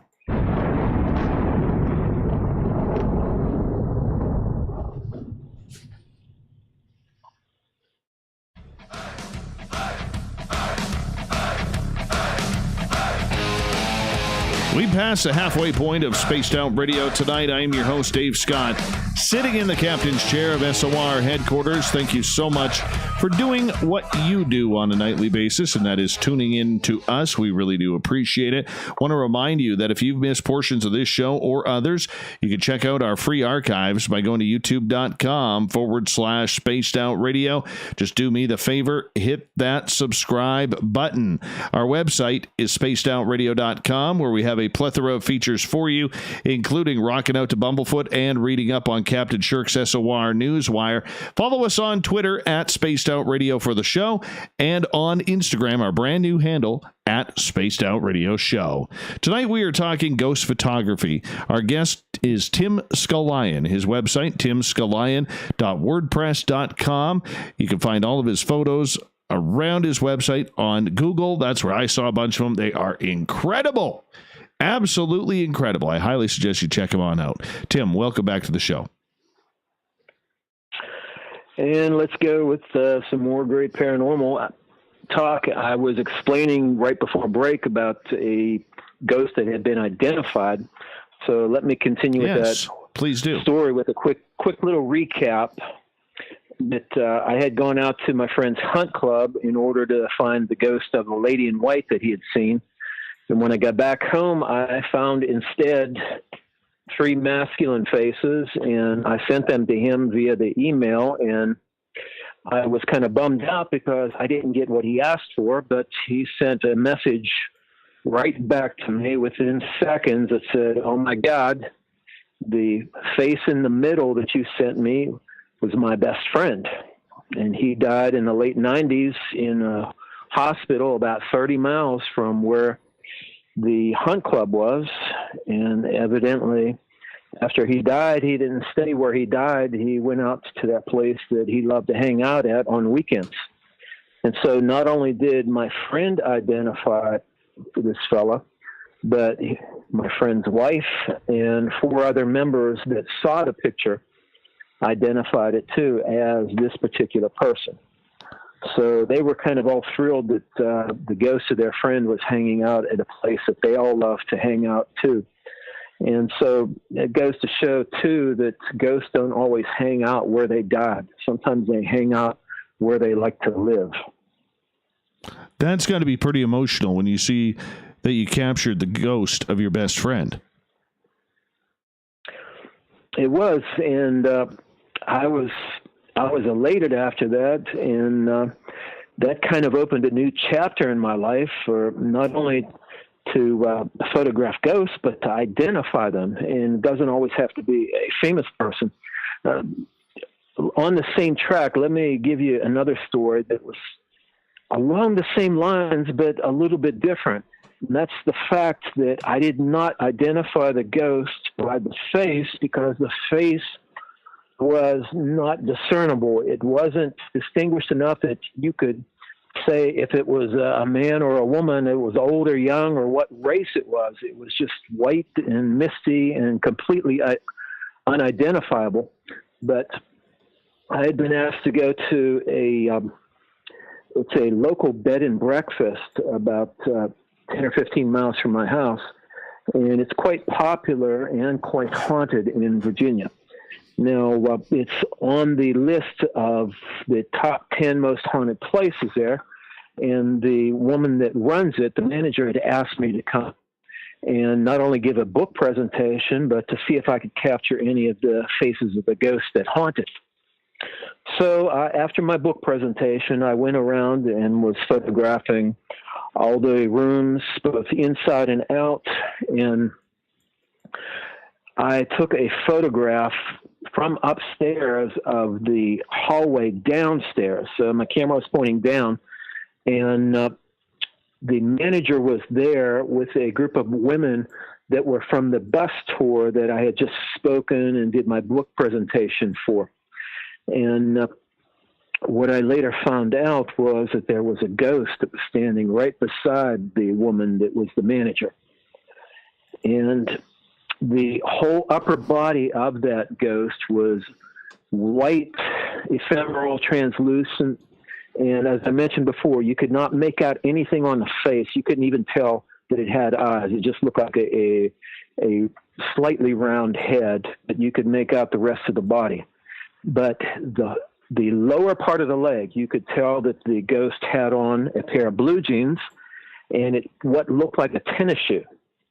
So I immediately knew that the ghost wasn't something that had died there a long time ago. It was a ghost that was fairly recent. So I showed her all the faces that I captured, but I saved that one for last because it was the most intriguing, because the ghost was standing right next to her. And I said, you can't make out who or what the ghost is from the whole upper body, but take a look at the lower leg. You could see that the ghost is wearing a pair of blue jeans and it's got a tennis shoe on. So that must mean it's a fairly recent ghost. And tears start to well up in her eyes. And she said quite abruptly, "That's not a tennis shoe." And then she kind of choked a little bit. And after she regained her composure, she said, "That's a work shoe. That's my son's work shoe." And she said that the day that I took those photographs was 10 years to the day after he died quite suddenly of a heart attack, a massive heart attack that he died. He was quite young, I think in his early 40s. And she not only identified the ghost by the shoe that it had on in the photograph, but she still kept those shoes upstairs in her room under her bed, and she brought them down to show me so that I could visibly see that the shoe in the photograph matched the shoe that she was holding in her hand. So it was quite emotional, quite touching for me that this woman was able to see that that ghost of her son was standing right next to her on what was quite normally for her a very painful day, because she kept that memory of her son alive by thinking about him on that date every year. So she was feeling rather melancholy that day, but when I showed her the photograph, she was still tearful. I've got to say that, but she had visible proof that her son was right next to her in a time when she missed him. And so that was quite a profound moment for me, that I had basically reunited a woman with her son after he had been dead for 10 years. Wow. That's pretty powerful stuff right there. Very powerful stuff. All right, let's go over to Jim Christie's question in our YouTube chat. And he is asking, Tim, have you ever had the opportunity to head on over to Gettysburg and photograph the battlefield? Yes, I have. I did that on 2 separate occasions. And the first time I got quite amazing things in the buildings that were on the battlefield.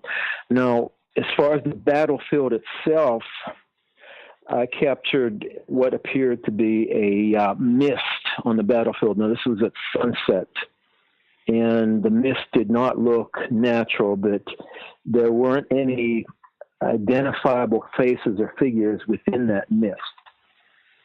I was also able to capture an apparition that appeared in a tree, which somebody later accused me of taking a photograph of a statue and placing it there, and that's because the apparition that appeared by the tree, up in the tree, was looked like a statue that was nearby, but about 20 or 30 feet below. This was on, I believe, what they call Little Round Top.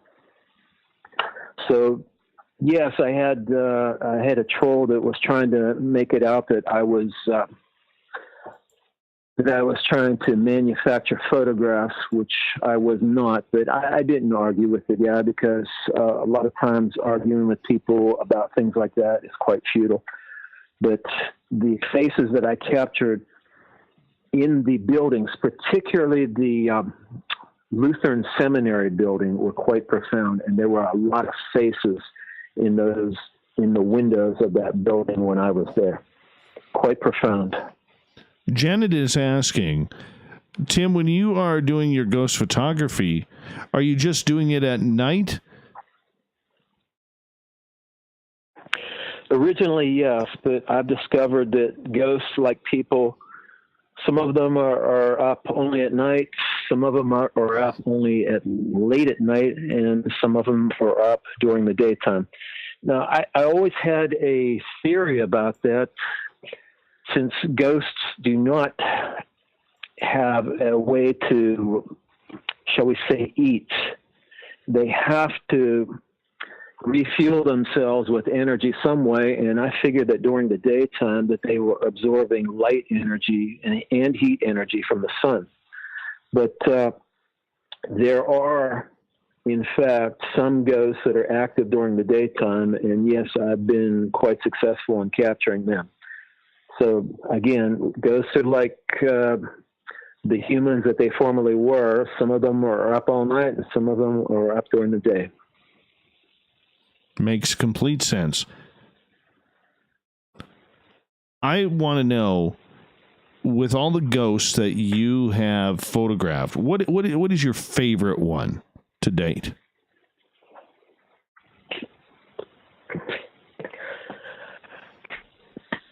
I should say probably the most favorite one, because it's just the most mind-boggling one, was taken at the church here in Williamsburg. And it's an original Episcopal church. Now, of course, back in the 18th century, it was the Church of England, the Anglican Church. And it was built in 1715, so all that's original. And they have a graveyard, of course, out back.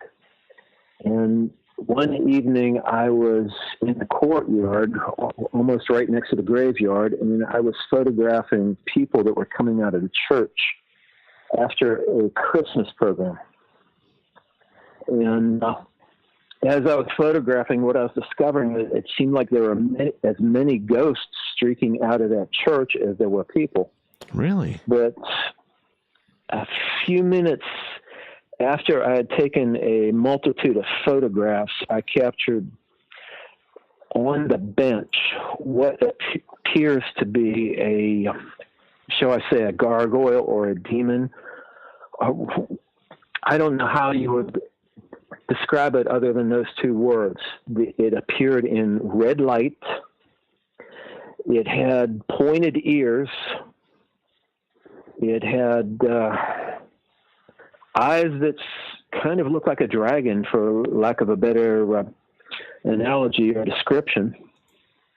And it was only the head and part of the neck and maybe an arm with a towel on sticking out that was visible coming out of this bench that was sitting right next to the door as people exited that church, which just kind of got me off guard. You know, a demon sitting right outside waiting for people to come out.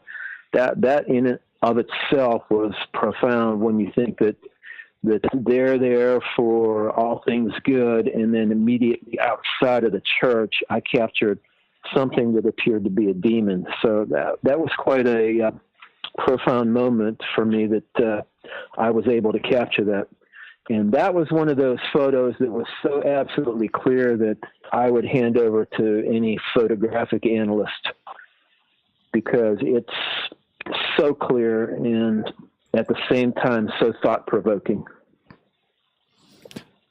Okay, in our chat room wants to know, what did the demon look like? I believe I sent it to you. It was one of the photos. Did you post the photos that I sent? I didn't get them.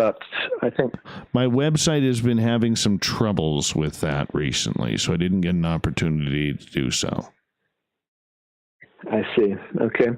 Well, it was, again, it was a red color, pointy ears.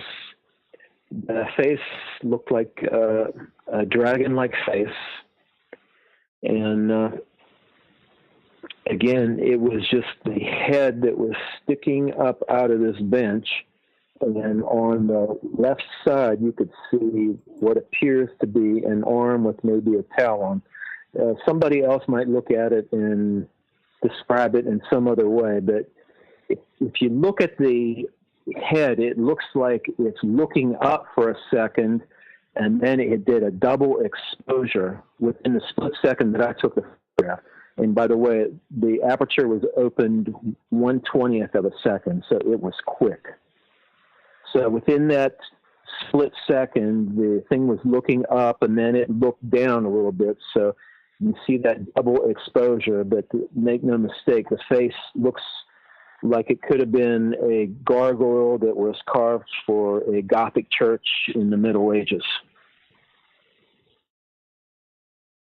Wow. That's pretty incredible. Joe wants to know if you have ever photographed a cryptid while trying to take a photograph of a ghost. No, not that I know of. I've been able to photograph things that look alien, but not a cryptid. However, that said, I can't help but think, after all the discussions about Bigfoot, that if they haven't found either any hair or scat or evidence of Bigfoot, that those things could be apparitions of what is it? Do they call it Gigantopithecus or something? The ape man that lived thousands or millions of years ago. So I think it's possible that those sightings are actually apparitions and not possibly the flesh and blood version of these creatures. Not all of them, but a lot of them. Otherwise, why wouldn't they have hair, traces of hair or scat that they found somewhere? Well, that's the big mystery. That is the big mystery, my friend. As we have Tim Scullion, our guest tonight on Spaced Out Radio, I want you to tell me about a photo that you have. It's one that you said to me. It's the Hunt Club ghost photo that was identified by 6 people. Yeah, that was the story that I just told you a few minutes ago. That's right. That's right. All right. Then we got the demonic entity. And I'm just kind of looking through. Oh, let's go to the Vegas ones, because earlier in the show, you mentioned about traveling around trying to get photographs from different areas. And you got a couple from Las Vegas. Yeah, that was really interesting, because I decided to just do a quick search on hauntings in Las Vegas, and I come up with the MGM Grand Casino. What I wasn't told when I looked this up, when I started reading about this, was that the haunting wasn't at the current MGM Grand Casino, that it was at a different location. Let's see, what happened is that a few years ago, I think it was somewhere around 1980, they built this, and it was the first of its kind. It was mammoth, and it was so big that it had all kinds of restaurants and places to shop in it, and it was actually became the blueprint for all the other casinos to come. So that said, the place was really Bally's today, but I didn't know that when I was there in Vegas, because I just done a quick check on it and it said MGM Grand. So I went to the MGM Grand Casino. But what happened at Bally's was that they had a fire there, And because the head of MGM Productions was being a miser and trying to save money, they didn't put any sprinklers in there. And so 87 people died in that. It was the second worst hotel fire/disaster that ever happened in the United States. So again, I didn't know that the place that happened has been rebuilt and changed into Bally's. So I went to the MGM Grand Casino and I just started taking pictures. And the people were there gambling and playing cards. And I got about 4 or 5 pictures out. And then the security rushed me and immediately told me that I had to leave, that I wasn't allowed to take pictures of people gambling, which I had no idea. And of course, I didn't tell them, look, I'm not here to capture somebody's card hand or even capture human faces. I was there to capture the ghosts, because I kind of thought that the way they were acting, that they wouldn't have believed me if I had said that anyway. So I left with my 4 or 5 pictures, and when I got them downloaded to my computer, I got a ghost face in every one of them. And what's interesting, I don't know if you've ever heard of this or not, but Las Vegas is the suicide capital of the United States. Now, evidently, a lot of people go there, gamble, they lose their life savings or all of their possessions, and they kill themselves, which is one of the reasons why the hotel's windows are not able to be open more than an inch or two. So having discovered that, when I looked at these photos, one of the ones that was most intriguing to me, and I believe I sent that to you, was a man that is in blue jeans and a white shirt, and he has long brown hair. It looks like he's from the 70s. And the curious thing about him, he's standing there looking at some other gamblers as they gamble, and the back of his head is missing. So I can't help but think that that guy was a victim of his own suicide. And another curious photo that I captured was a man, he was playing blackjack, and I captured him from the back. And so you could see him staring at his cards as he's playing, of course. And there are 2 ghost faces that are looking right back at him. And so I captured their faces right by where he was looking. And the other one was a ghost, and it's kind of blurry, but it appears to be a man with his head down. I'm not sure if he has a ponytail or not, but he's walking along the outer perimeter of the gambling area. I blacked out the faces of the gamblers because, again, I wasn't concerned with what they look like. I was only concerned with the ghosts. And so that was quite an adventure for me, even though I only got those pictures. Just in that short amount of time, just in those few minutes that I was able to get those pictures out before I was thrown out of the casino, I got quite the evidence that, yeah, those casinos are full of ghosts. Wow. And, you know, it's always speculated because, I mean, with all the gangster activity over the years and decades in Vegas, plus being very high temperate for the unfortunate who decide to commit suicide, who lose their shirts at casinos and everything that they are worth financially.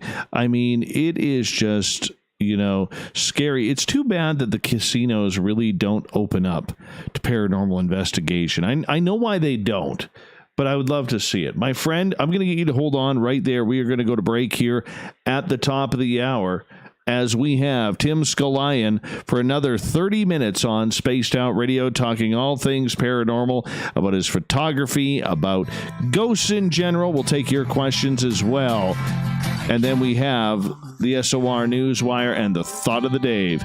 Stay tuned. More Spaced Out Radio coming up right after this.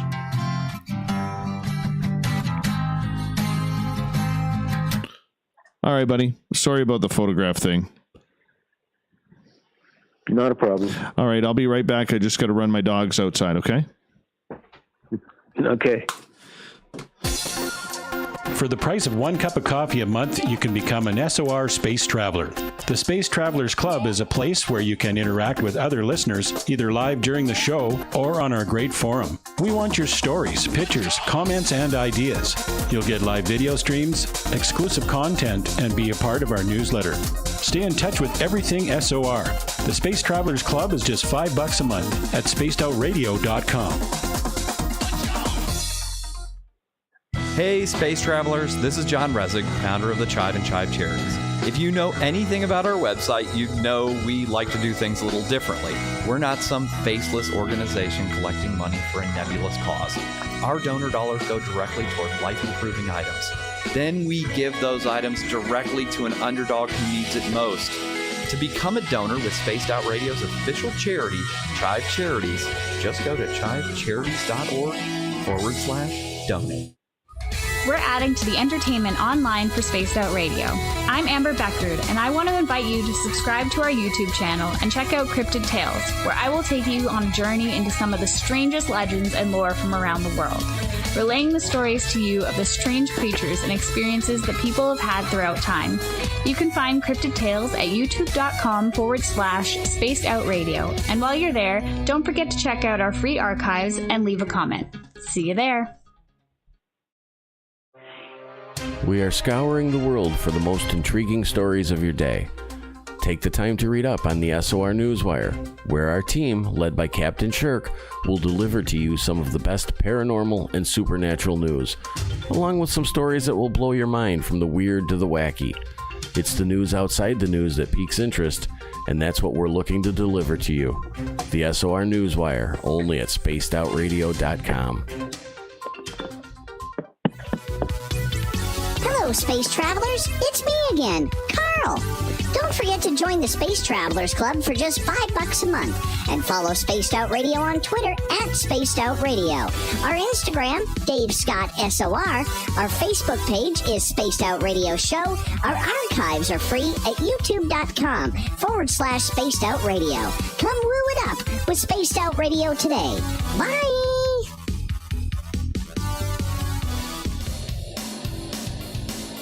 We all know on Spaced Out Radio we love a good beard and mustache, so why not take care of your facial hair with Mighty Moose Beard Oil? Made in Canada, we're taking care of beards and stashes around the world. We use 100% natural ingredients with our oils and balms to make your whiskers feel silky smooth. Use promo code SOR2019 at mightymoosebeard.com today.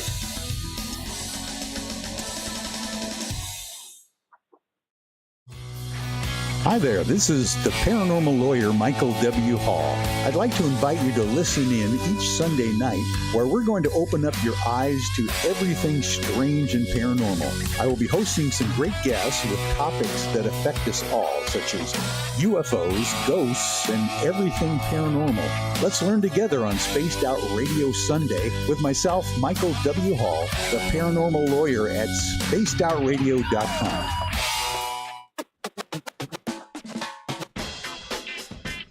The SOR Vault is open for business, and do we have some cool swag for you to pick up?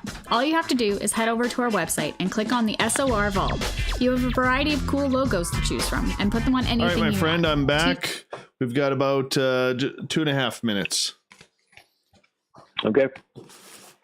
All right. So when we get to the next break, just when I say goodnight to you, just hold on until we get into break, and then I'll say goodnight to you off the air. Okay. Yeah. Hey, Autopilot, welcome back.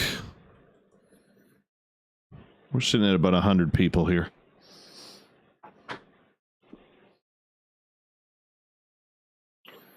So let me understand this. It's still playing on YouTube, but we're just not on air with the radio, correct? That's correct. I see.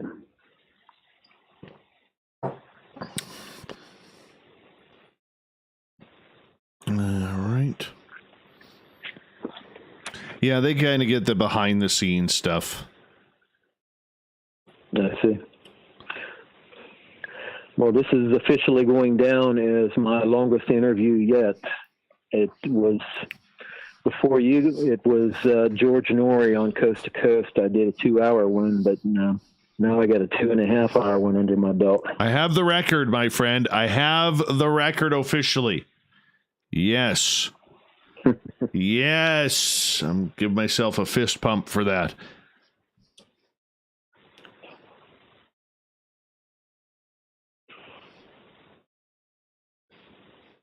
All right, we got about 1 minute here. Okay.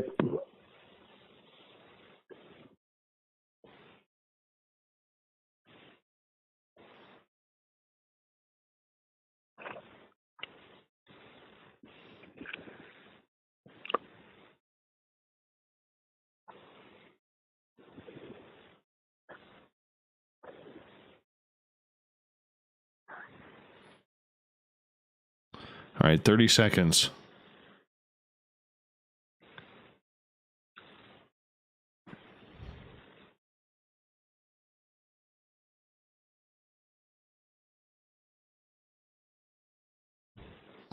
All right. Thank you to Grendel for the super chat tonight. Thank you to everybody listening live to us. Make sure you hit that thumbs up. Do that bell thingy. I don't know what it does, but apparently I'm supposed to say that. And hit that subscribe button on our YouTube channel. You can join our Space Travelers Club for $5 a month on our website, as well as do a little shopping at the SOR Vault. Get yourself some Spaced Out Radio swag. We'd absolutely love it. Here we go with the second hour. Head to Music's on. SpacedOutRadio.com for all your latest show info. Now, back to Dave Scott and SOR. Third and final hour of Spaced Out Radio is underway tonight. I am your host, Dave Scott. Appreciate each and every one of you taking the time to tune us on in. Yes, we welcome back everyone listening in on our terrestrial affiliates around North America and on the digital side on TalkStream Live and Revolution Radio. Want to remind you, all of our archives are free at youtube.com/Spaced Out Radio. Just do me the favor, hit that subscribe button. The Desert Clam has set the password for tonight in the SOR Space Travelers Club. Trigomachalia. Trigomachalia is your password. Use it wisely, Space Travelers, as the Clam sets the password each and every night right here on Spaced Out Radio. Our website is spacedoutradio.com, where we have a plethora of features for you, including rocking out to Bumblefoot and reading up on Captain Shirk's SOR Newswire. Follow us on Twitter at Spaced Out Radio for the show. And for the show on Instagram, it's at Spaced Out Radio Show.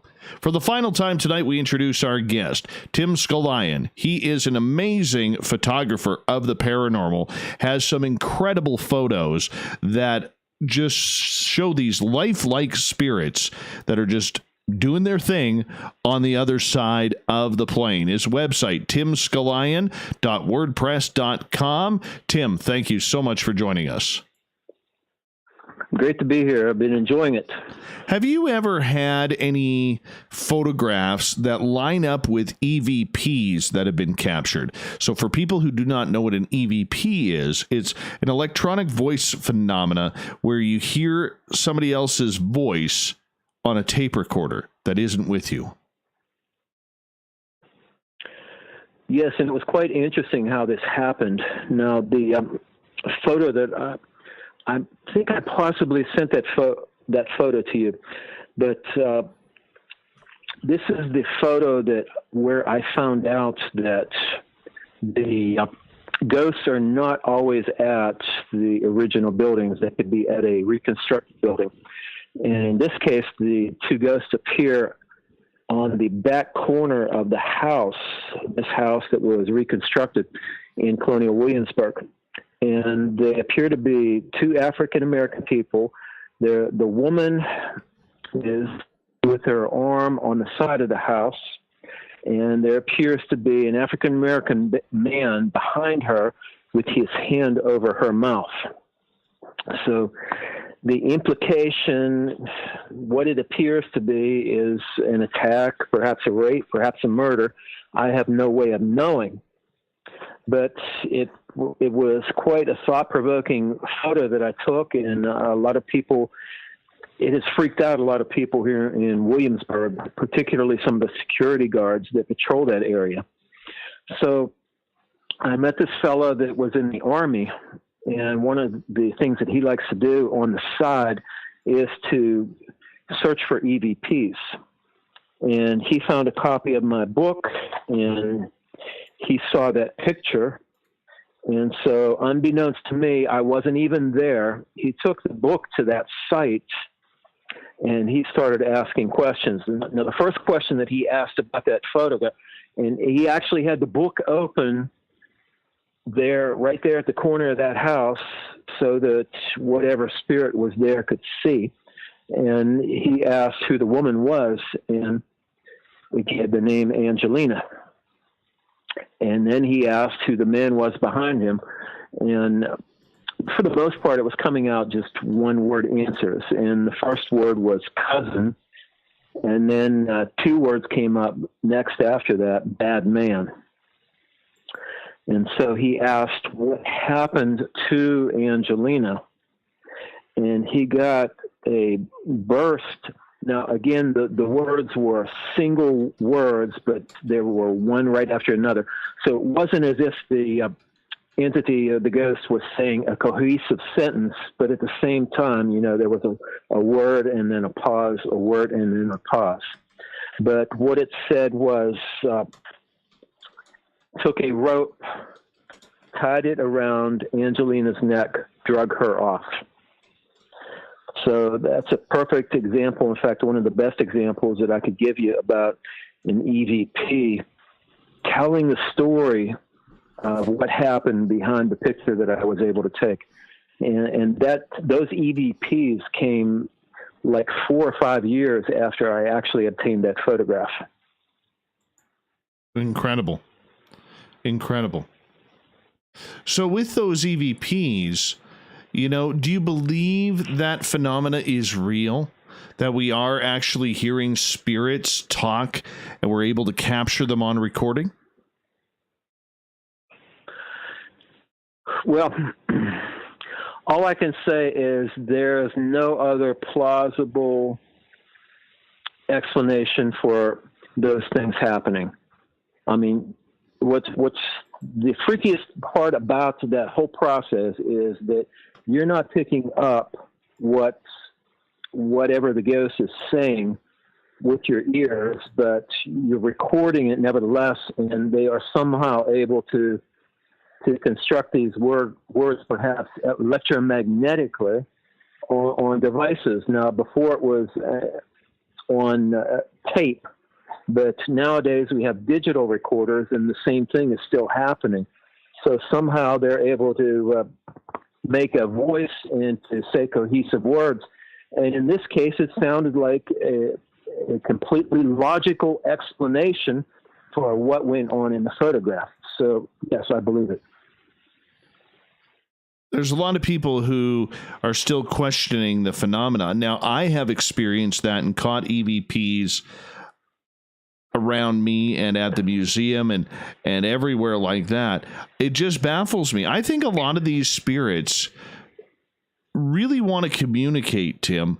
They really want to get the answers out, but I think it takes them a lot of energy to do so, and it's very difficult for them to get their voices loud enough in order to allow us the ability to hear them, at least on recording. I totally agree with you. I believe you're right.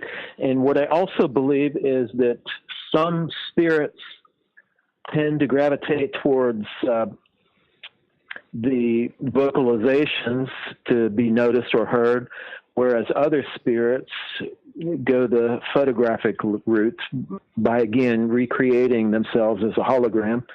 And I've also experienced smells.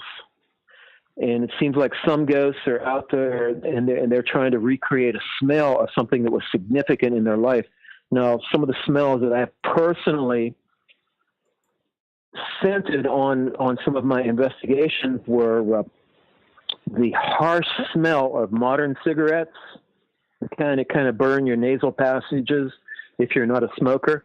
And yet, in a couple other places, I've smelled tobacco that was really mellow, and I'm assuming it was much older and it didn't have all of the chemicals that is in a modern cigarette. And in another case, I smelled lavender perfume. And in that case, we went around, in fact, all the cases, we went around and we checked to see if there was anybody smoking in the immediate area, or if there were any flowers. This is in the case of the perfume, that were around that I could be mistakenly attributing to some ghost that's trying to let us know that she smelled like lavender when she was alive. So I think for different ghosts, different senses are what they use as a vehicle to communicate with us. That makes a lot of sense. Makes a lot of sense in regards to that. Do you believe then that ghosts have the ability, if we could call it that, to manipulate their own time-space continuum to allow us to see them? Yes, I do. And not only do I believe in their manipulative powers as far as that goes, but I believe that they're able to manipulate some of these sensory things that we capture.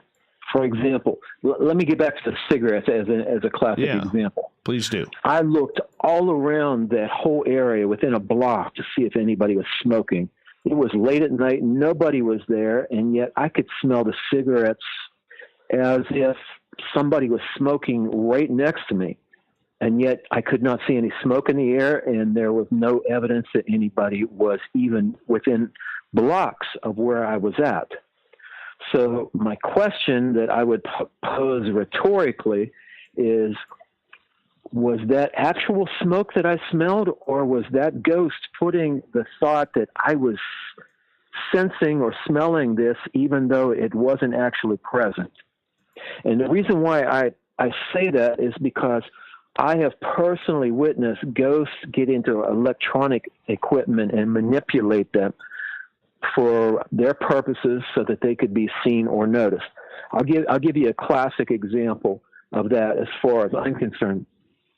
My sister was a skeptic as well as I was, and after a couple of years of me taking photographs, she came down with me one evening into Colonial Williamsburg, and she said, as we're walking across this lawn to the next place that we're going to visit, I don't know if I believe in this ghost thing that you're trying to prove to people.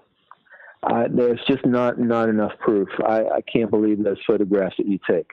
My own sister is doubting me. Mm-hmm. And what happened next was something that was pretty profound. You see, she was there with my niece, and they had both just purchased brand new iPhones. And these were the larger models just a few years ago that almost looked like a miniature computer tablet. And so I was taking a photograph of a particular house that I had captured ghosts at before. And so they decided that they were going to take photographs along with me just to see if the ghosts showed up in their cameras. Because, again, she's claiming that ghosts do not exist. So what happened was she's standing there, and she, along with her niece, which has the same model camera, they're standing there, and my sister says, I can't get that house in my viewfinder. And she's holding it, and she's moving it all around. And my niece is there, and she said, I got it fine, Mom. I could see it. I've got several pictures of the place. And so my niece, who's very technologically adept, walks over to see if she could fix her mother's iPhone camera so that it takes a picture of the house that we were all taking photos of. And when she looks at the camera, she goes, oh, my God, Mom, there's a man in your phone. And so she immediately, in a shrieky voice, she yells at me to come over and look in the phone. And my sister is moving the phone all around, and the face is coming with it. And so I go over and I look in the phone, and in this brand new iPhone, the face of this ghost, it was an African-American ghost, and it was actually smiling as if it was toying with them. And it was, although the cameras was set to black and to color, the face was in black and white, and it almost looked like one of those 1950s television shows that you see that has the grain with it, and it's all in black and white. But at the same time, it was relatively clear. So that ghost was able to get into the camera, even though we couldn't visually see it with our naked eye, and somehow manipulate the electronics in there so that it picked up a visual representation of his face. And whenever she moved the camera, that face went with it. So needless to say, my sister is a full-blown believer in the paranormal right now. And with that experience, I was able to determine, now that was my first one, that ghosts are somehow able to get into modern electronics and manipulate them. Interesting. So you then believe that somehow the ghosts have the ability to manipulate current technology? Absolutely. And there's a case at the college that I went to, the College of William and Mary. And in that college, there was several students that had a project. And the project was being constructed in a haunted building. Two students had committed suicide there years before. And what's interesting, one of them was in 1980 and the other was just a few years later. So it was before personal computers were even popular and being used by students. Yet this particular incident, the students had modern technology, and they had been creating a movie that they were presenting for some sort of class project. And they reviewed the movie, and everything was perfect, and so they set it to record on disc. And once they recorded it, they thought they were done, that the movie was perfect because they had reviewed it personally, all of them, before they recorded it to disc. However, one of them was just wanted to make sure that the disc recorded perfectly, so they looked at their finished product. They played it on their laptop, and what they discovered was that the media had been manipulated so that faces of people from their classroom showed up on this film. Random images from the internet showed up. Just about everything but what they originally made as a movie showed up on there. And so that's another case of ghosts being able to get into the machine and manipulate it. So there you have the ghost in the machine. What do you think the ghosts want? Have you ever asked them that?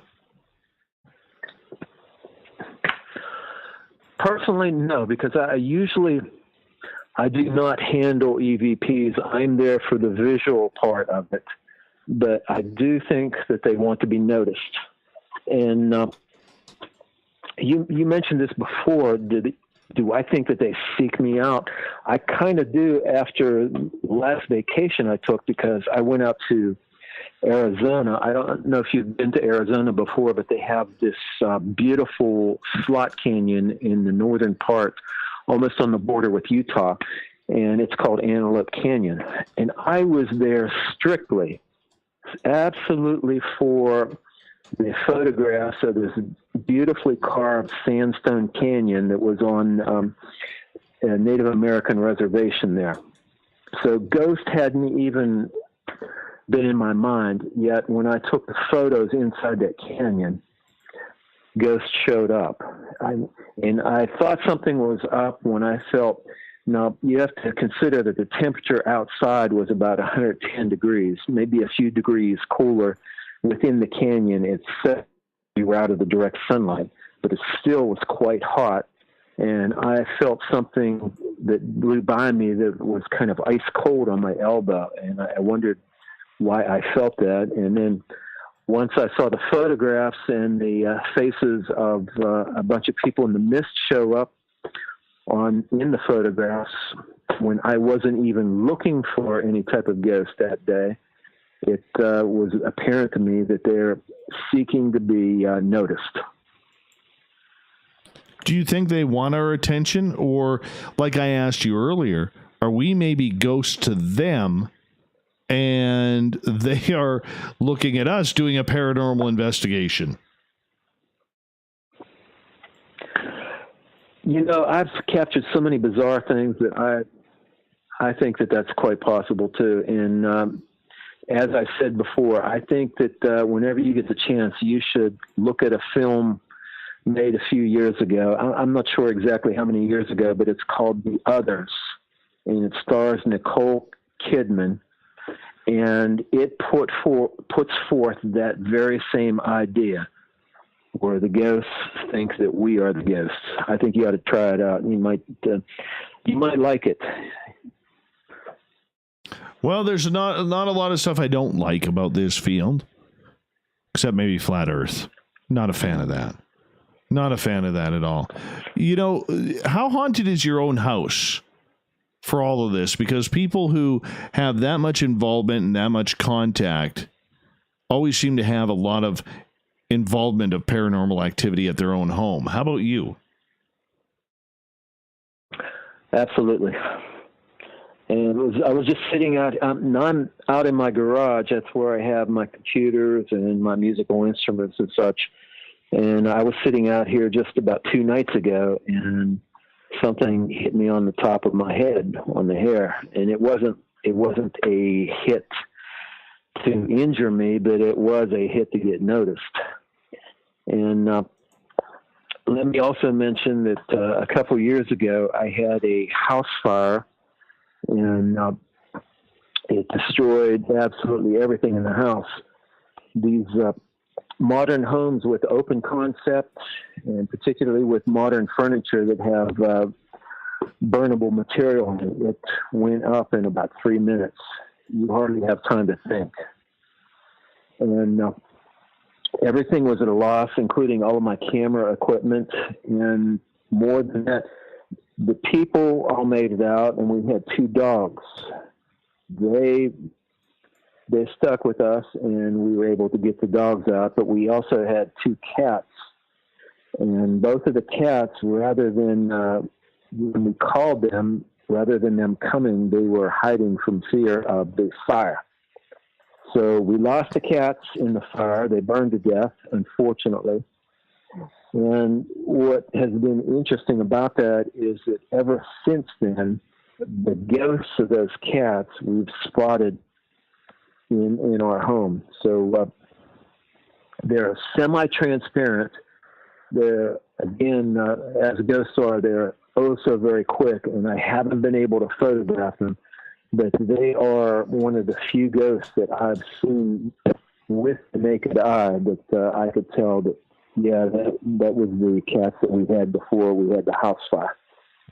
My friend, we've only got about 1 minute left with you tonight, and I want to say a big thank you for you coming on the show and telling us all about your incredible photographs and how you are contributing to the paranormal and taking the time, more importantly, I think, to take people to tell the stories of history of the United States in Virginia through the voices of the ghosts. Tell everybody where they can find your photographs, your book, and your website. All right. Well, my WordPress site, Tim Scullion at WordPress.com. That's where I've got a lot of blogs where you can see examples of my photographs. My 2 books that are out are on Amazon. You can, they're part 1 and part 2 of Haunted Historic Colonial Williamsburg with breakthrough ghost photography. I want your listeners also to find me on Facebook and Twitter. Again, Tim Scullion. And let me also say that I've got a YouTube channel that's going to be coming out very soon with my photos on it. And I've got a book on the state of Virginia coming out. And probably more interesting for your listeners, I have my 4th book. Now, my 3rd book is turned in. My book 4 is on following the paranormal shows. and going to the sites that have been featured on television and getting the photographs that they did not. Perfect. Tim, thank you so much. Coming up next, we have the SOR Newswire and the Thought of the Day. Stay tuned. Spaced Out Radio continues. Tim, thank you, buddy. I really do appreciate you taking the time, man. It was a great couple hours. Absolutely it was. I'll let you get some sleep. Make sure you keep that hair flowing and that lip blade growing, man. Keep the power. Cool, I will. All right, brother. You take care. All right. Good night. You have a great one. Good night. Good night. Great show. I really liked him. Let's give him a few claps. I really liked him. I like how candid he was that he doesn't know what the hell is going on. He just knows that he's capturing some stuff. You know, he didn't claim to be an expert. He didn't claim to be all-knowing or anything like that. He just told us what he saw. And that's just straight, honest answers right there, I think. I really believe that. I like the guy. Really like him.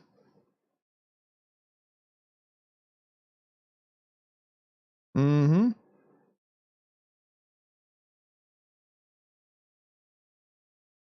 I'm a fan. I'm a fan. Good night, drone.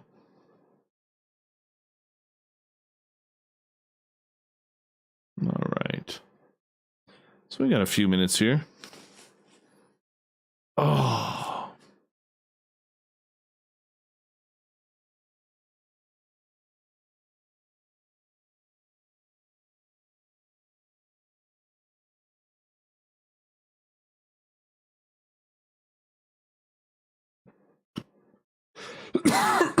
Excuse me. So let's go like this. 1, 2, 3, 4, 5, 6, 7. I need one more news story.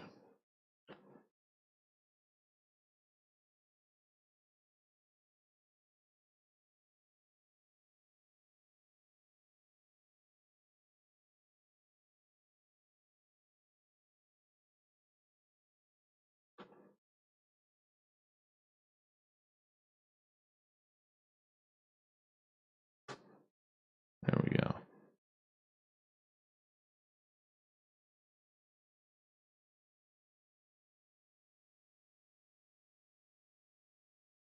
I think we're ready for the news, man.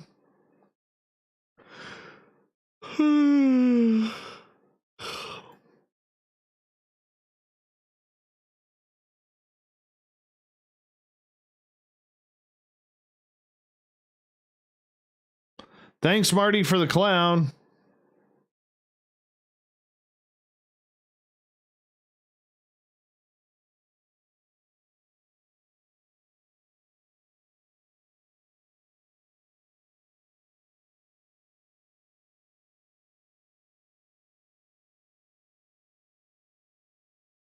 Anthony Foster, any thoughts about the Pentagon making weapons a priority in space? Oh, hell yeah.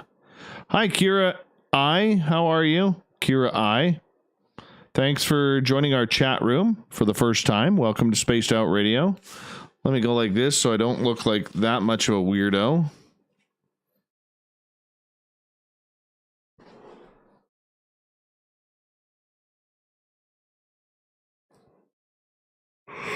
Excuse me. Just under two minutes. 2 minutes. The hair is real, Kira. The hair is real. Yeah. The hair is real. It's the headphones that were causing that.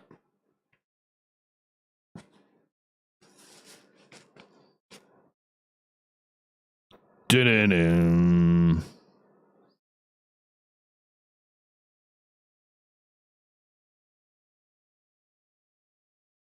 We got just under 90 seconds.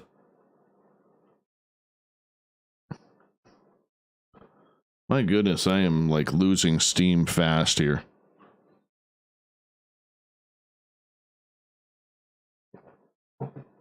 Oh, there we go.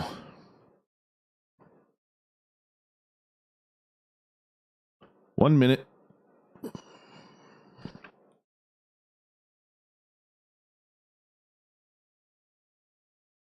1 minute and counting.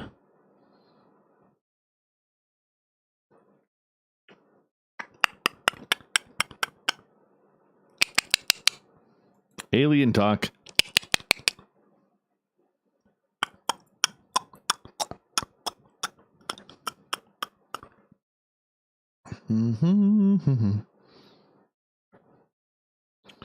The Goots. All right, final commercial. We're going to get things going here. Big thank you to Grendel for the super chat once again. Give us a thumbs up if you don't mind, or a thumbs down if you don't mind. News of the day. Hit that subscribe button, that bell thingy, whatever the hell that does. And head to our website, spacedoutradio.com, where you can join the Space Travelers for $5 a month, as well as, what's the other thing I was thinking of? Do shopping at our SOR vault. Here we go. Hey, some music. Let's do a show. We've rounded third. We're heading for home tonight on Spaced Out Radio. I am your host, Dave Scott, sitting in the captain's chair of SOR headquarters. Good to have each and every one of you following us tonight. I want to remind you that if you missed portions of this show or others, you could check out our free archives by going to youtube.com/Spaced Out Radio. Just do old Davey the favor. Hit that subscribe button. Our website, spacedoutradio.com, where we have a plethora of features for you, including rocking out to Bumblefoot and reading up on Captain Shirk's SOR Newswire.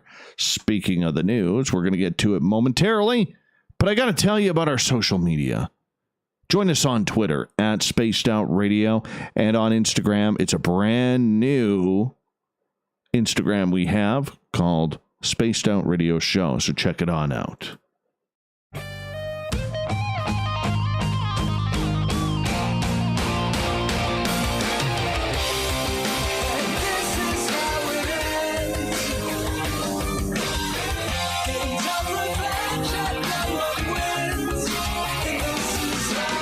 The news is always changing, which is why we bring you the SOR Newswire at the back end of every show, where we get to the weird, the strange, the wacky, and sometimes the classified.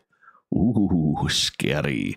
Very, very scary. So the Senate Intelligence Committee made the unusual request to ask the Pentagon for a detailed, unclassified report on unidentified flying objects. Well, we believe that some may not be of this world. One expert says this may stem from lawmakers being, quote, end quote, disturbed by what they heard.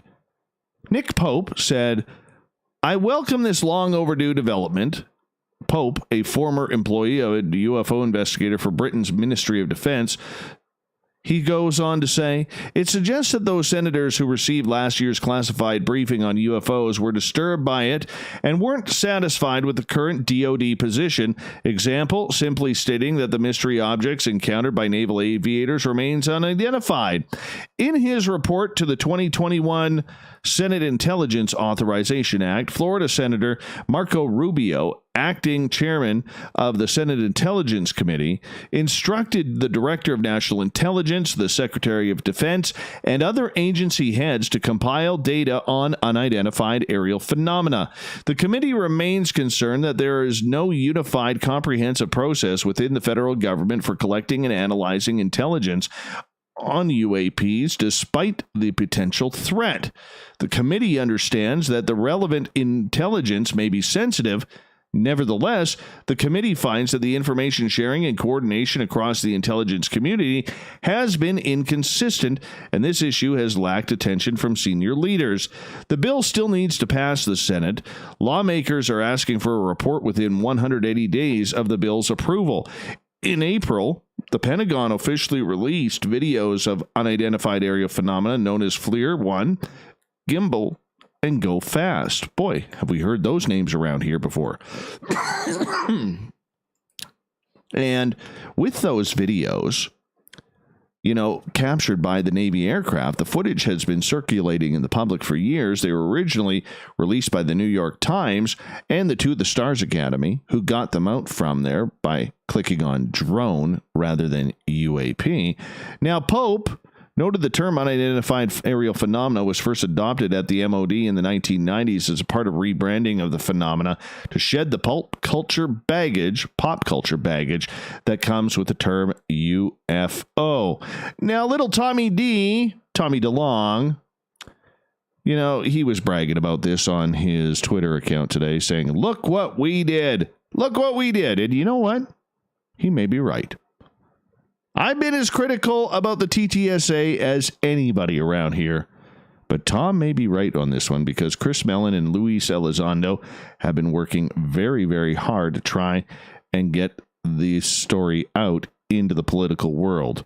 And you got to give credit where credit is due, and I think they did it.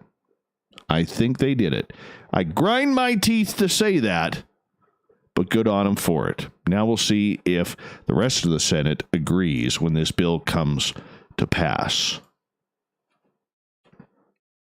A team searching for signs of ET intelligence has put together an Exotica catalog, which lists every known type of celestial object, regardless of whether we understand it or not. The Exotica catalog was put together by researchers from Breakthrough Listen, a decade-long program seeking to find signs of intelligent life in the universe. It ambitiously includes one of everything in astronomy. Incredibly, the catalog lists over 700 distant targets ranging from asteroids, comets, and planets through to pulsars, galaxies, nebulae, and star clusters. The point of the catalog is to expand the diversity of targets surveyed in the search for extraterrestrial intelligence, according to the team's paper.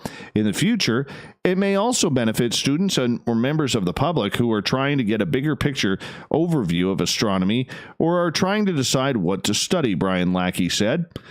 Yeah, he is the Department of Astronomy head at the University of California, Berkeley, and the first author of the paper. Some of the objects on the list were things I didn't learn about until grad school or later, he said, or even until we were compiling the catalog. Lackey hopes the catalog will inspire scientists to explore some of the more esoteric and mysterious parts of astronomy. Weird one coming out of the UK. There is this alleged photograph of a mystery creature taken by a tourist that has sparked debate all over social media on whether or not it is the Loch Ness Monster. Now, I'm going to be honest with you. I've seen this photograph. I saw it earlier today. To me, it looks like a rock that is protruding from the water and the current from the lake is going around it. Others believe the photograph is of the mysterious Nessie, which was taken by a tourist.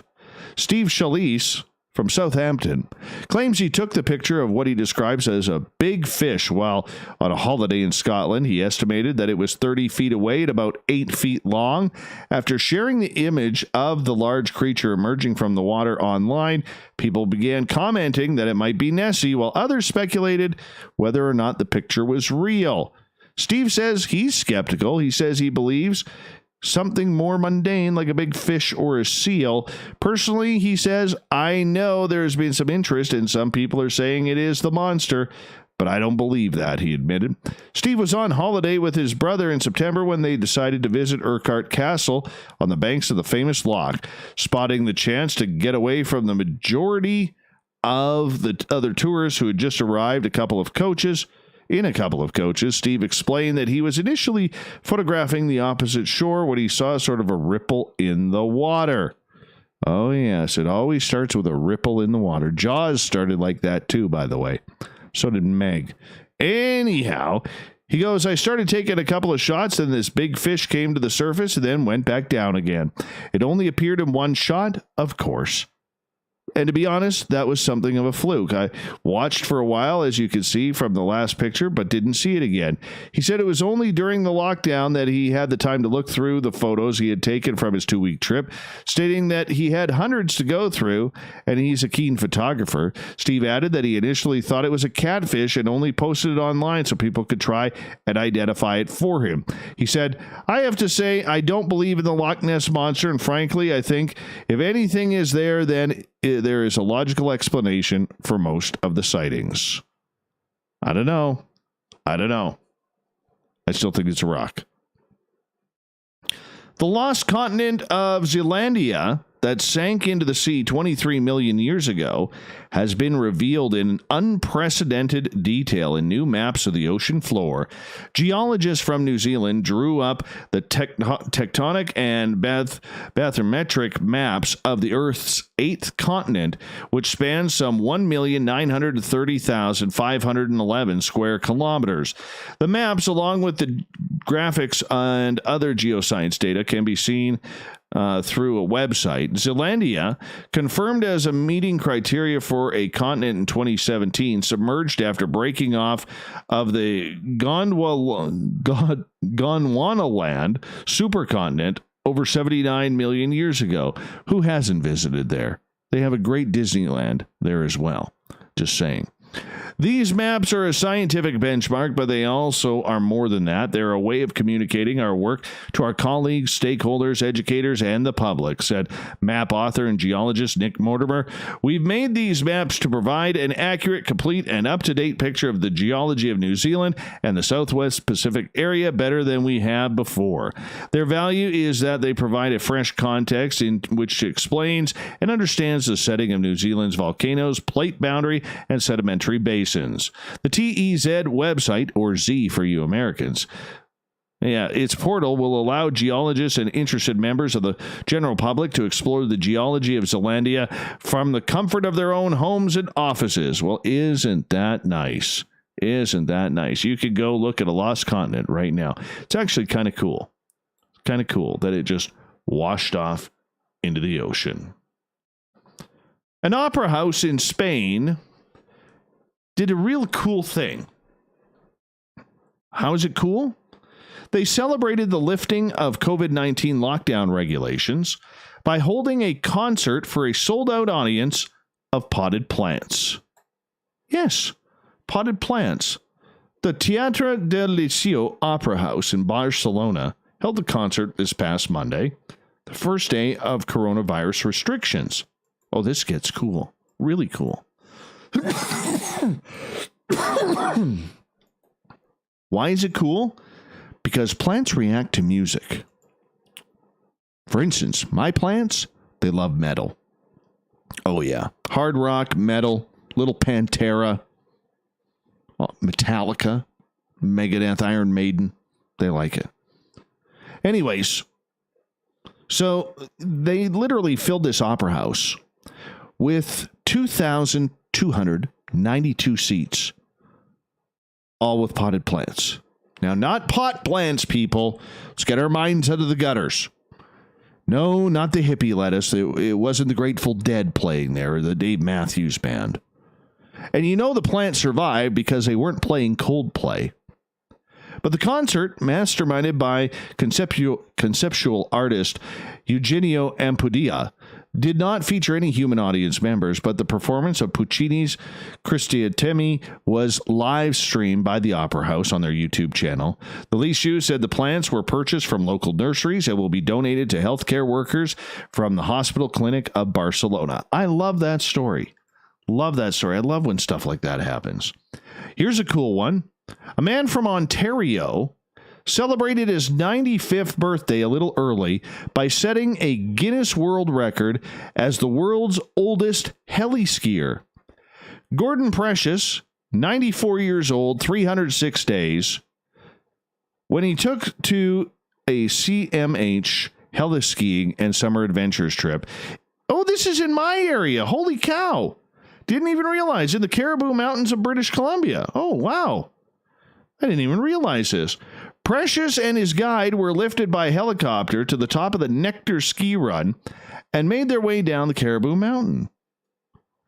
It was my first run by helicopter in 5 years. When the helicopter takes off, you think, oh my goodness, how am I going to get down from way up here? Then you recall that you have a very experienced guide with you and you know that it's within your scope. He says, Precious, a lifelong skier, took the record for world's oldest heli-skier from a 91-year-old adventurer. Good for him. You know what? That is something I would love to do. The unfortunate part about it is my knees would never allow it. Never allow it. I hope you enjoyed our area too. The Segway PT, that two-wheeled vehicle that makes riders lean forward, will soon be no more. Segway 9bot said this week that manufacturing of most of its recognizable product will halt July 15th.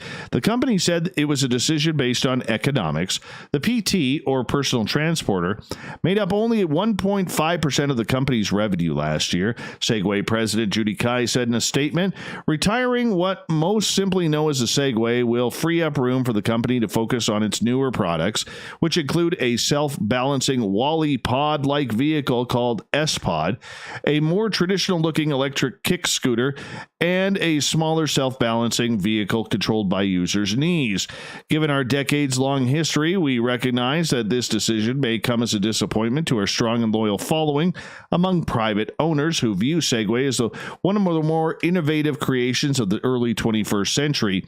Indeed, Segway has developed a fervent but niche following in a few markets, notably for city tours, mall and airport security, and some law enforcement departments. But even as companies and consumers have shifted to a new era of micro-mobility with share rides and bikes and scooters, the device failed to keep up. The Segway may have been introduced too early for its time in a world where scooters were still thought of as children's toys. It was introduced in 2001 on Good Morning America and went on sale the next year on Amazon. The scooter, a version of which is still for sale for more than $6,000 on Segway's website, failed to go mainstream. In 2015, the Wired declared the device dead, writing that the scooter never took off, in part because it was clumsy to use inside buildings and there was no real way to use it on city streets. Plus, the publication added, it made people feel lazy. Finally, an Austrian man has been fined in court for farting. Yeah. An Austrian man was fined $564 for apparently farting in a public park earlier this month. While people ridiculed Vienna cops for the fine, authorities went on to defend it, stating that the financial penalty was for much more than just breaking wind. Of course, no one will be reported for accidentally kifing, according to Vienna's police department. Cops noted this extra gassy man had allegedly already behaved in a provocative and uncooperative manner when they approached him on June 5th. Authorities say they found the man. He looked at the officers and apparently intentionally released some biohazard in their vicinity. Oh, man. He Dutch ovened them right in the park. The poor police said they preferred not to be farted at and hit the man where it hurts, in his wallet. Yeah, in his wallet. I don't know about that one. $564 for a ripper, everyone. Think about that. Don't fart in Austria. Austria, you get that? Thought of the Dave happens every night at this time, where Marty puts a clown out on Twitter, scares the daylights out of me, and we bring you the Thought of the Dave, where we ask a question and we get your responses, read them on the air because we love the audience participation around here. Today's Thought of the Dave is as follows. What is your theme song? By who and why? No videos, please. I had to put a no videos, please on here for this question because I knew if I didn't, I would be filled with YouTube videos. And you can't really read YouTube videos on the air. It just doesn't work. Just doesn't work. So Dana kicks things off. She goes, In Your Eyes by Peter Gabriel, because I'm living it. Byron, I Never Had a Lot to Lose by Cheap Trick. It is self-explanatory by Life's a Circus and Insane Chain of Circumstances. William Pullen, 1976's Dreamer Deceiver by Judas Priest from the Sad Wings of Destiny album. It is an emotional piece which always reminds me of growing up in the 70s and how much the music defined the area and era. That song and the entire album still brings tears to my eyes. Oh, let's get William a tissue. Reverend Keith, Wayward Son by Kansas. It encourages me to keep on working and trying in this life because there is hope of peace whereby life on earth is over. Chris, fit for an autopsy, swing the axe. Yes, he likes his metal. Why? To deal with them trolls and naysayers on the internet. Oh, yes. Sherry, For You by John Denver. Why? The love of my life and I had heard this song 6 months before he passed away. He asked that I would play this at his wake. Oh, yes. Caden, For the Glory by All Things Good. It is a song about overcoming people who tried to pull you down from your dreams. Basically, best way to beat a hater is to fulfill your goals. Kent, I've Always Been Crazy by Waylon Jennings. It keeps me from going insane. Alex Mistretta, UFO researcher, very rarely wears a t-shirt. He says, it's Right Said Fred's I'm Too Sexy for my shirt. Oh, yes. Captain Shirk from our Newswire. What a Wonderful World by Louis Armstrong. Why? Because no matter how difficult, painful, or unjust life can seem, the truth of it is we are surrounded by beauty, life, and love, and it all renews itself every single day. It's a wonderful world. Jeremy by Pearl Jam. It's my namesake. Jim, Dead Skunk in the Middle of the Road, because it's a fun song and it brings back a ton of fun memories. Eric, Let the Bodies Hit the Floor by Drowning Pool. Why? Because it's just the mood I'm in. Dwayne, Chariots of Fire, maybe not favorite, but running through the fields of flowers in slow motion seems fun. Kelly, Africa by Toto, just to drive you nuts and get the song stuck in your head, Dave. Thank you. I appreciate that. Shauna, Hocus Pocus by Focus, because it's got staying power like myself, Dave. Oh, my. Oh, my. Rob, mine is I Want You to Play with my... Yeah, sorry. Not going there. Shanna, Firewoman from the Cult, because I'm a Leo, fire sign, and the song just speaks to me. And I think we could fit a couple more in here. Melinda, Crazy Train by Ozzy, because if you know Melinda Leslie, you know Crazy Train just suits her so well. Tim, She Hates Me by Puddle of Mud. Why? 58, single, no prospects. All women are crazy. In general, I don't care. Finally, Jennifer. Jennifer gets the final word. Where did I put you, Jennifer? I know you're here somewhere. And of course, now I can't find it. Oh, this scrolling stuff. There it is. Milkshake by Kellis, because my milkshake brings all the boys to the yard. We got Mr. Ron Bumblefoot Thal rocking in the background with Little Brother Is Watching. Bumblefoot is the official music of Spaced Out Radio, rocking us in and out of every single show. Get your horns up for the guitar god himself. Special thanks to everybody listening in at work, at home, in your cars, wherever you may be. Everyone in our chat rooms on YouTube, LGAB, Spreaker, Rev Radio, Facebook, the Space Travelers Club on our website, and Twitter at hashtag Spaced Out Radio. Remember, this show is copyright by Spaced Out Radio and SOR Media Ventures Limited. Thank you so much for choosing to share your evening with us, because together, my friends, make a mistake. We're watching. We own the night. Mr. Bumblefoot, we need a favor. We need you to take us home.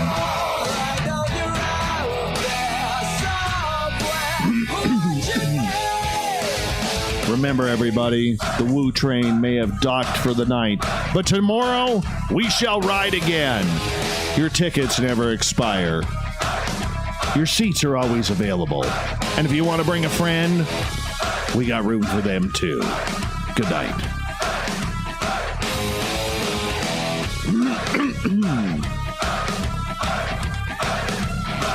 It's a good show, everybody. Give yourselves a hand out there, everybody. Give yourselves a hand. That works for me. Tonight worked for me. It was a little difficult. Okay, good guest. Okay, but that show works for me. That show worked. I apologize for being tired. For some reason, this Wednesday night show now is just kicking my ass. Literally kicking my ass. Oh.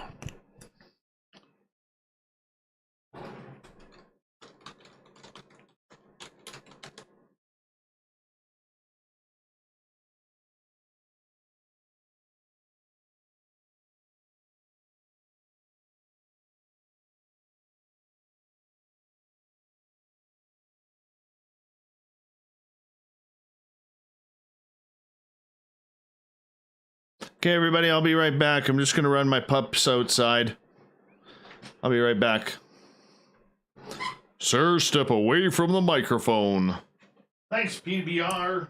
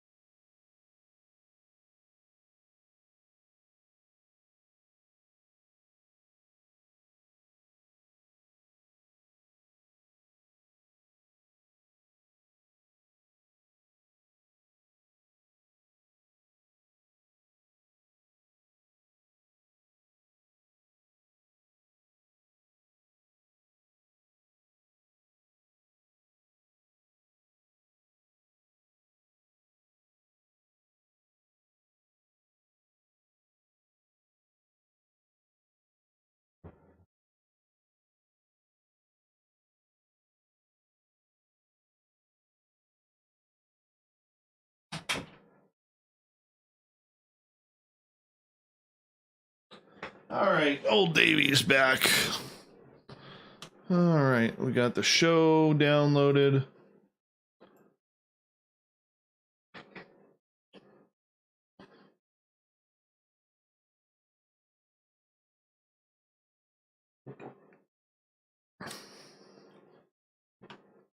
And let's move this to Dropbox. Let's move this over to WeTransfer. Let's move these over. That's from yesterday. Every day, all my icons shift. Drives me nuts. I need a new video card or update.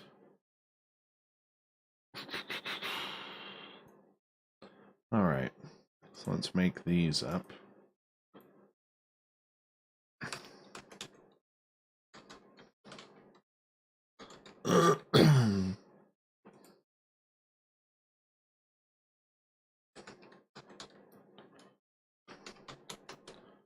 And let's edit this show up here.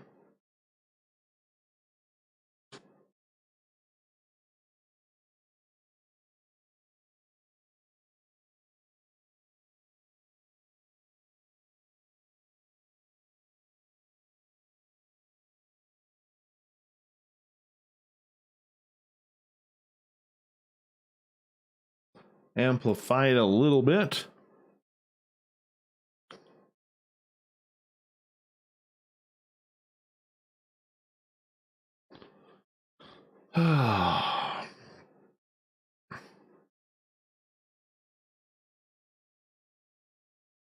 Hey Clam, how you doing, buddy?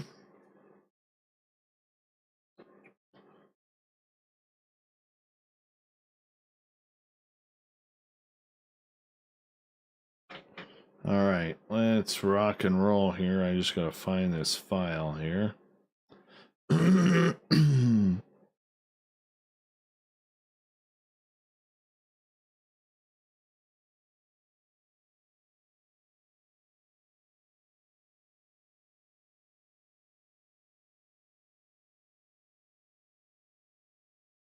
And here we go. Let the editing begin.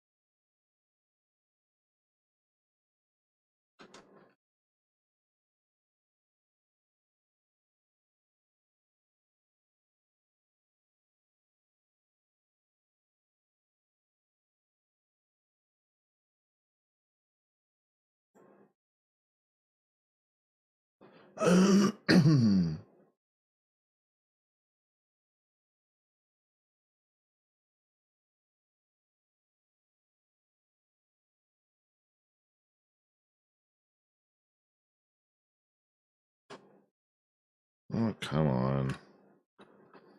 All of a sudden my mouse wants to start lagging. No need for lagging right now, Mr. Mouse. We got some editing to do.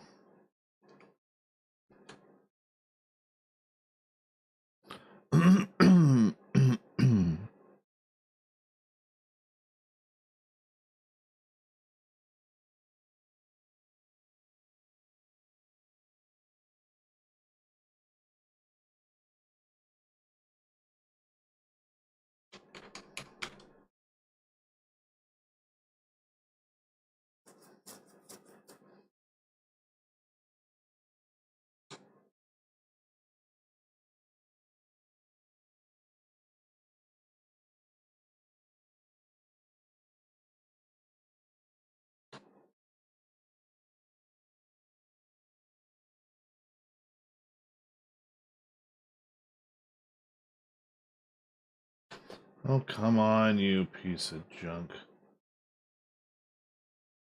Probably need one of them new spark plugs in there.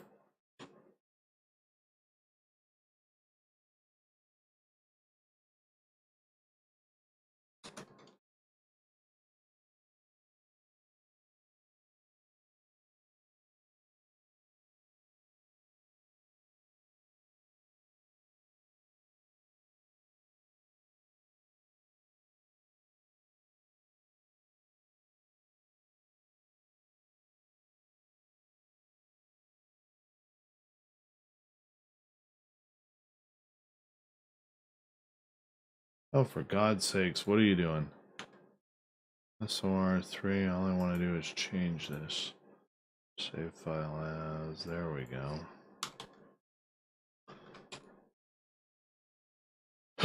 Well, that was 30 seconds I'm never going to get back.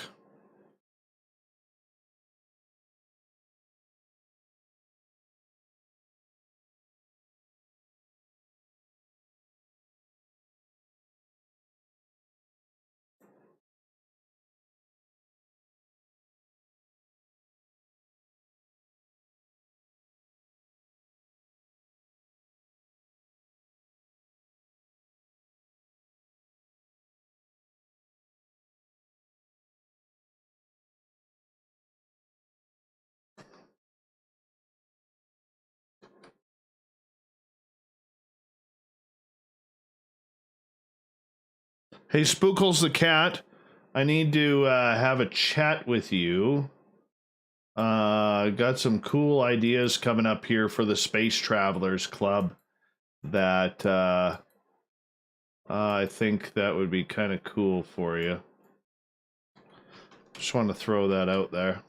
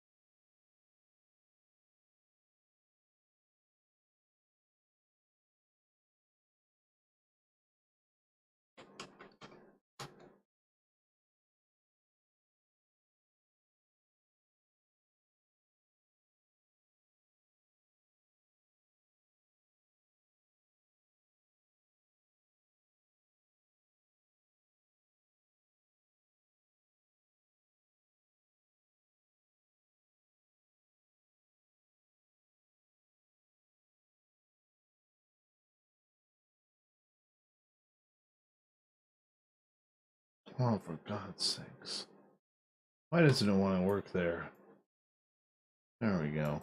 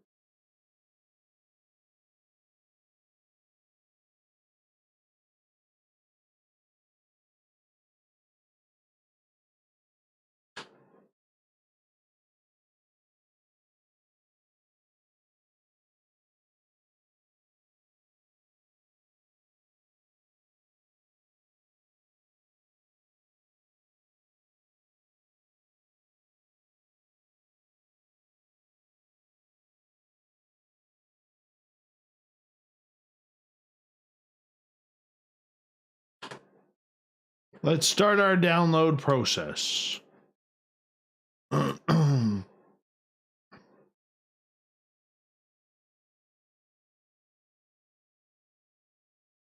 what the fuck is going on here?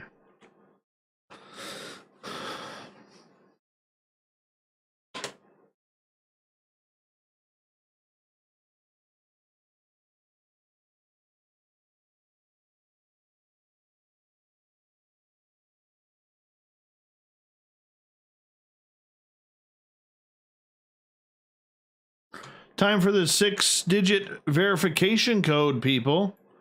Are you ready?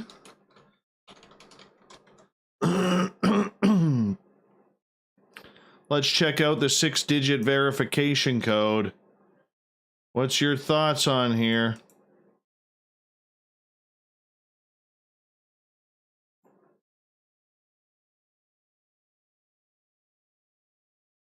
I go like this. Your 6-digit verification code for tonight is 025 204. 025 204. Who got that one? Anybody?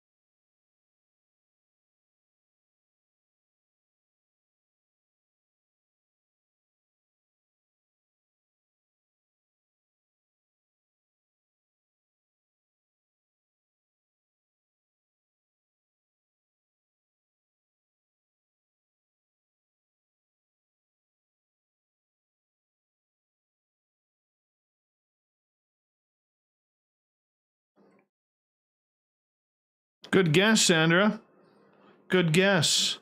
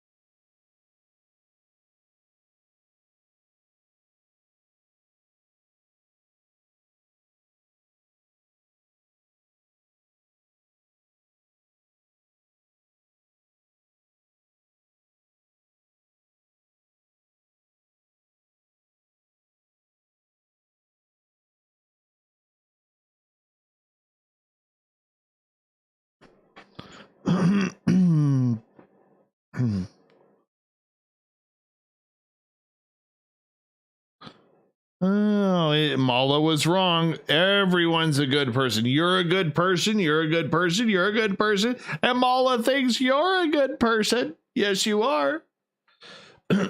Gunshots in Tacoma. That's nothing new, is it?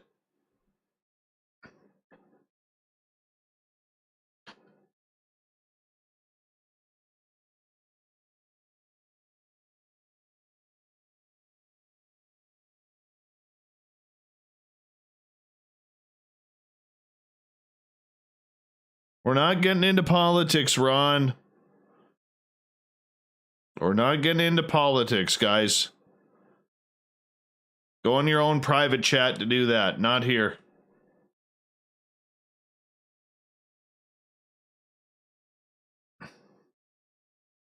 Peace, Sandra.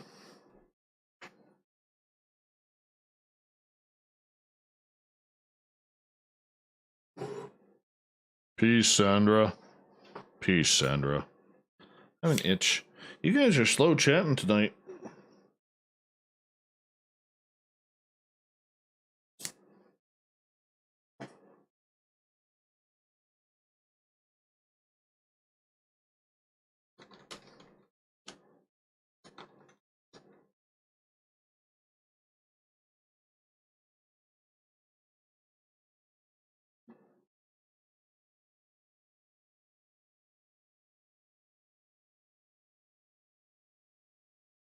Yes, I have a back scratcher in here when my back is itchy.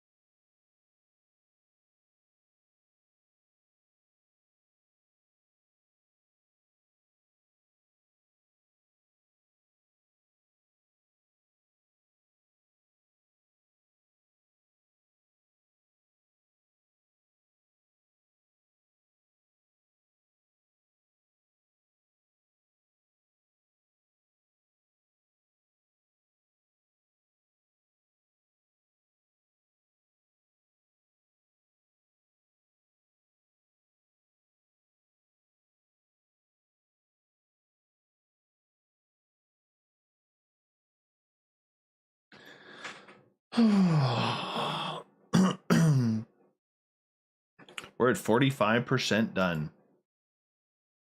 55% to go, and then Dave can go to bed.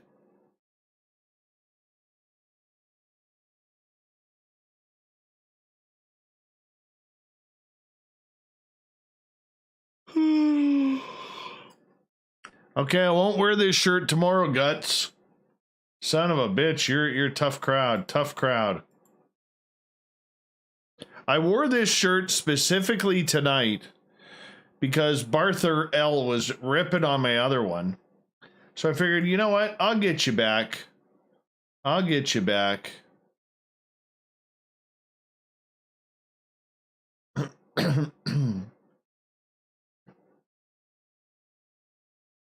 And then he no-shows.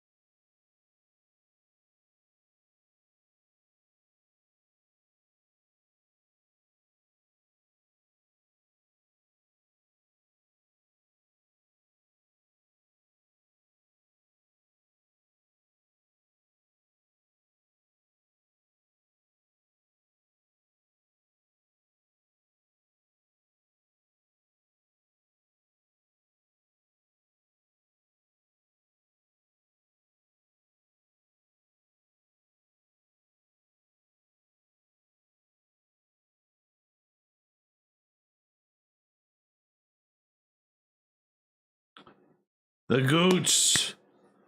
I will wear the Appetite for Destruction t-shirt tomorrow.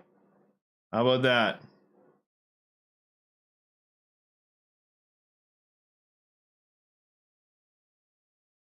I will do that tomorrow.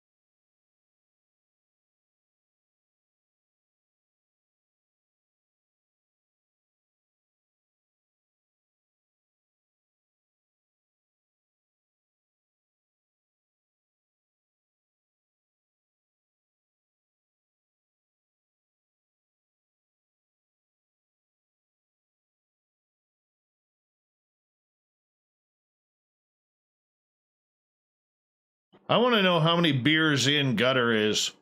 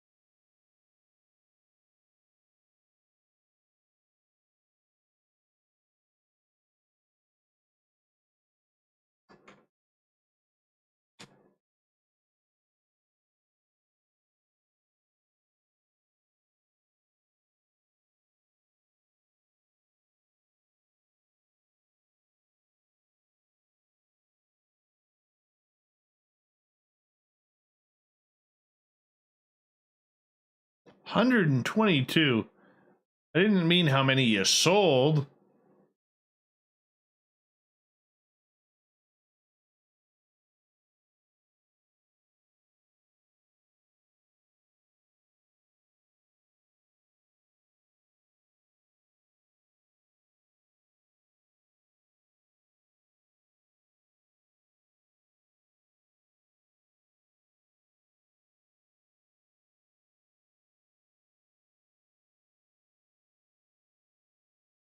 Do something cool today. I am way too tired, dude.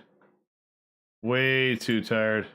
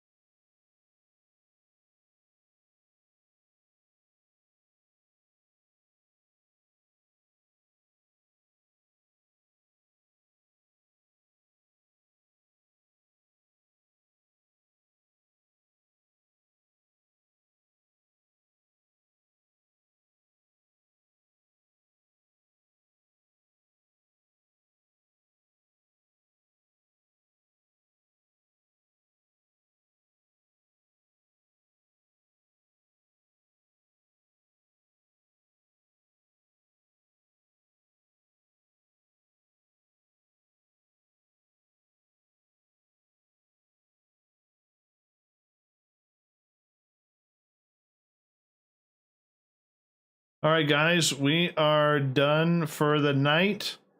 Transfer is complete.